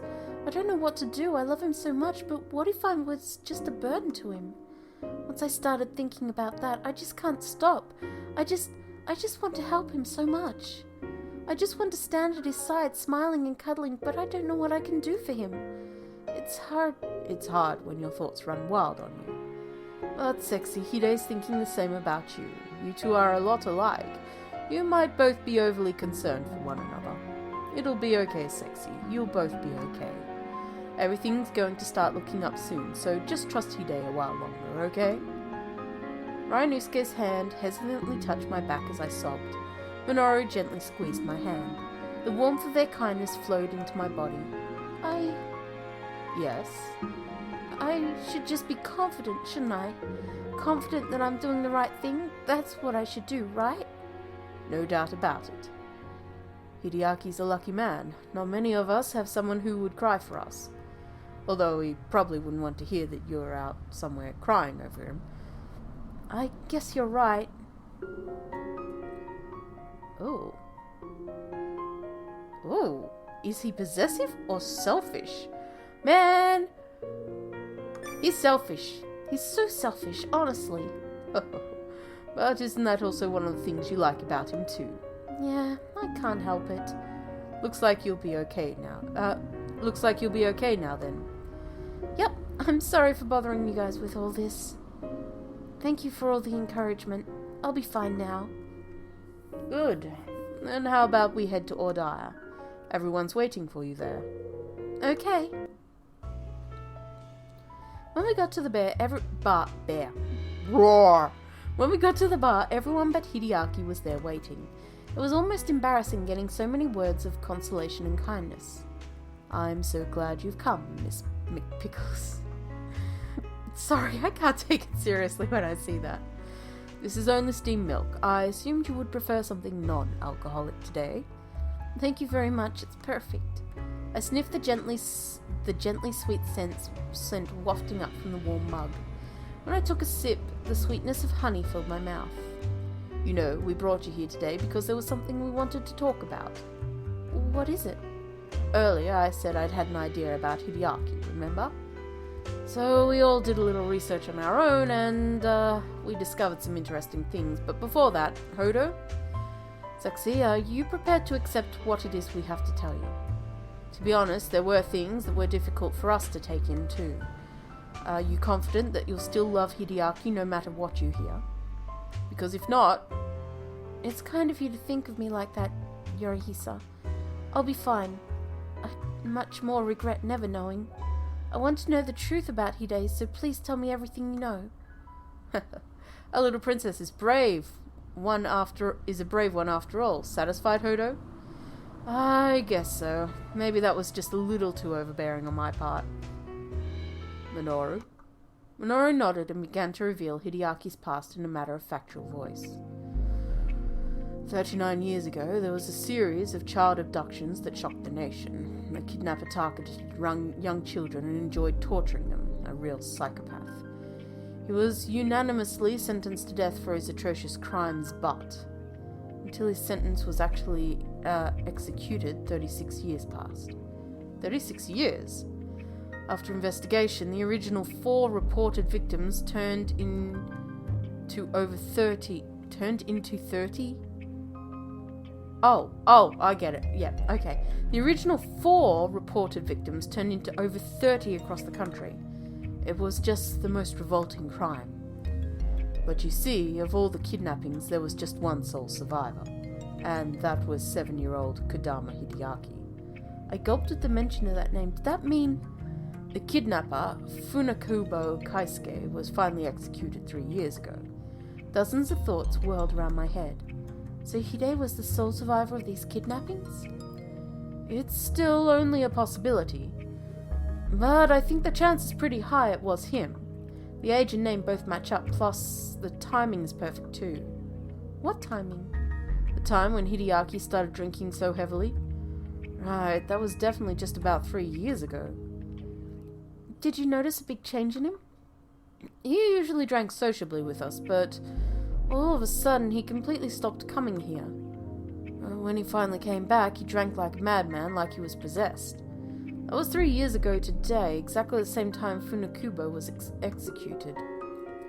The truth was becoming harder and harder to hear. Naturally, part of me didn't want to believe it was true. Why? Okay, I get that it's kind of horrific that if you had a boyfriend or a significant other and you found out that they'd been keeping a secret, that they'd been abducted and tortured as children, that would be horrified. But why wouldn't I guess you wouldn't want it to be true because you wouldn't want your beloved person to have faced that sort of thing. Okay, I guess I can understand that then. Yeah, the wording. But the memories of Hideaki's words made that impossible to do. I was saved once so that no one else turned out like me. Funakubo. Not fun. I think you guys are definitely right, Miss McPickles.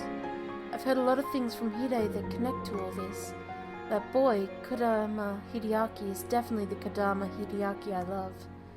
Dark, heavy emotions filled my chest. All this time, Hideaki had been keeping that painful past to himself. But I think that's not all of it. Huh? I tried putting everything together since I wasn't really around at the time. Ryunosuke took out a notebook as he spoke. Inside were detailed notes about everything that was presumed to have happened. All I got was second-hand information, so I wanted to corroborate everything. The former policeman who'd rescued Hideaki came here before, didn't he? Yes, Mr. Arikura, right? Right. Do you remember what he said to you? I don't want to take anything more away from that boy than I already have. That doesn't sound like something the man who'd saved him would say. Exactly. What we have here isn't the whole story. There's something still hidden. Something. And I believe that could be something that only you, Miss McPickles, could find out. Me? I was scared and doubtful, but deep down I was scared to know the truth, but I tightly clenched my fists. I couldn't leave Hideaki alone in the darkness where he was trapped. Everything so far we've been able to find out by research, but what's left only Hide knows. That's why the only one who can find out the truth is you, Sexy. What are you going to do, Sexy? What are you going to do, Sexy? I asked you again. At Mamoru's question, the gazes of all 5 men zeroed in on my face. I was hesitant, completely unsure if I'd really be able to do it, but I'll talk to him. I wanted to help Hideaki. That thought alone spurred me on into action. It had been doing so ever since the first day he'd held my hand. I'll tell him everything you guys have just told me, and then I'll be a light for him to find his way out of the darkness. Soichiro, do you think I could get another drink? Of course, this is just the occasion. What will you have? Kirsch and Cassis. Why that? It was the first drink that Hide ever bought for me. He's a clever one. We're all nothing if not dandies. What do you mean? Do you know what a Kirsch Cassis means? No? Here you are. 1 Kirsch Cassis. May the buds of love bloom. Buds of love? I'll be eager to see just what kind of flowers your love does produce. Thanks for all your help, everyone, but I'm okay now. Do you want to be alone? How did you... I've made my living being able to guess things like that. Thanks for everything, Mamoru. Huh? For what? You guys have all been such an incredible help to me. You're the one who's actually helped us, my dear. Huh? Take care of Hide for us, okay? You're the only one who can save him. I'm not used to being this serious. Mamoru? I've been saved myself by Hide's joyfulness more than once. See you later, Sexy. With that, Mamoru went home. So Mamoru was worried about Hideaki too. It wasn't only me that was concerned. I had to hurry and go save Hide as fast as I possibly could. Yeah, let's save this shit. Oh. We're back in his books a little, I guess? We did something right. We did one thing right. Yay! Alright, so I think we're going to end that here. It is getting a little late for me, and my voice is slowly going glug. So, thank you everyone who's been watching. Thank you for watching, and hopefully I'll catch you next time. The next stream will be on Friday. It will be Gamax stream. Saturday night we will be doing some what is it called? 100% orange juice. So if any of you guys have that game, we might do a bit of round robin streaming, wherein people jump in, play the game, jump out. It is up to 4 players, but you know, you guys can trade off with each other and play with each other in the meantime. Well, yeah, it could be fun. And we might play some other games too. I don't know. We'll see what comes up. So, until next time, take care, guys, and thank you, as always, for watching. I will see you all next time. Ciao for now, guys. See ya!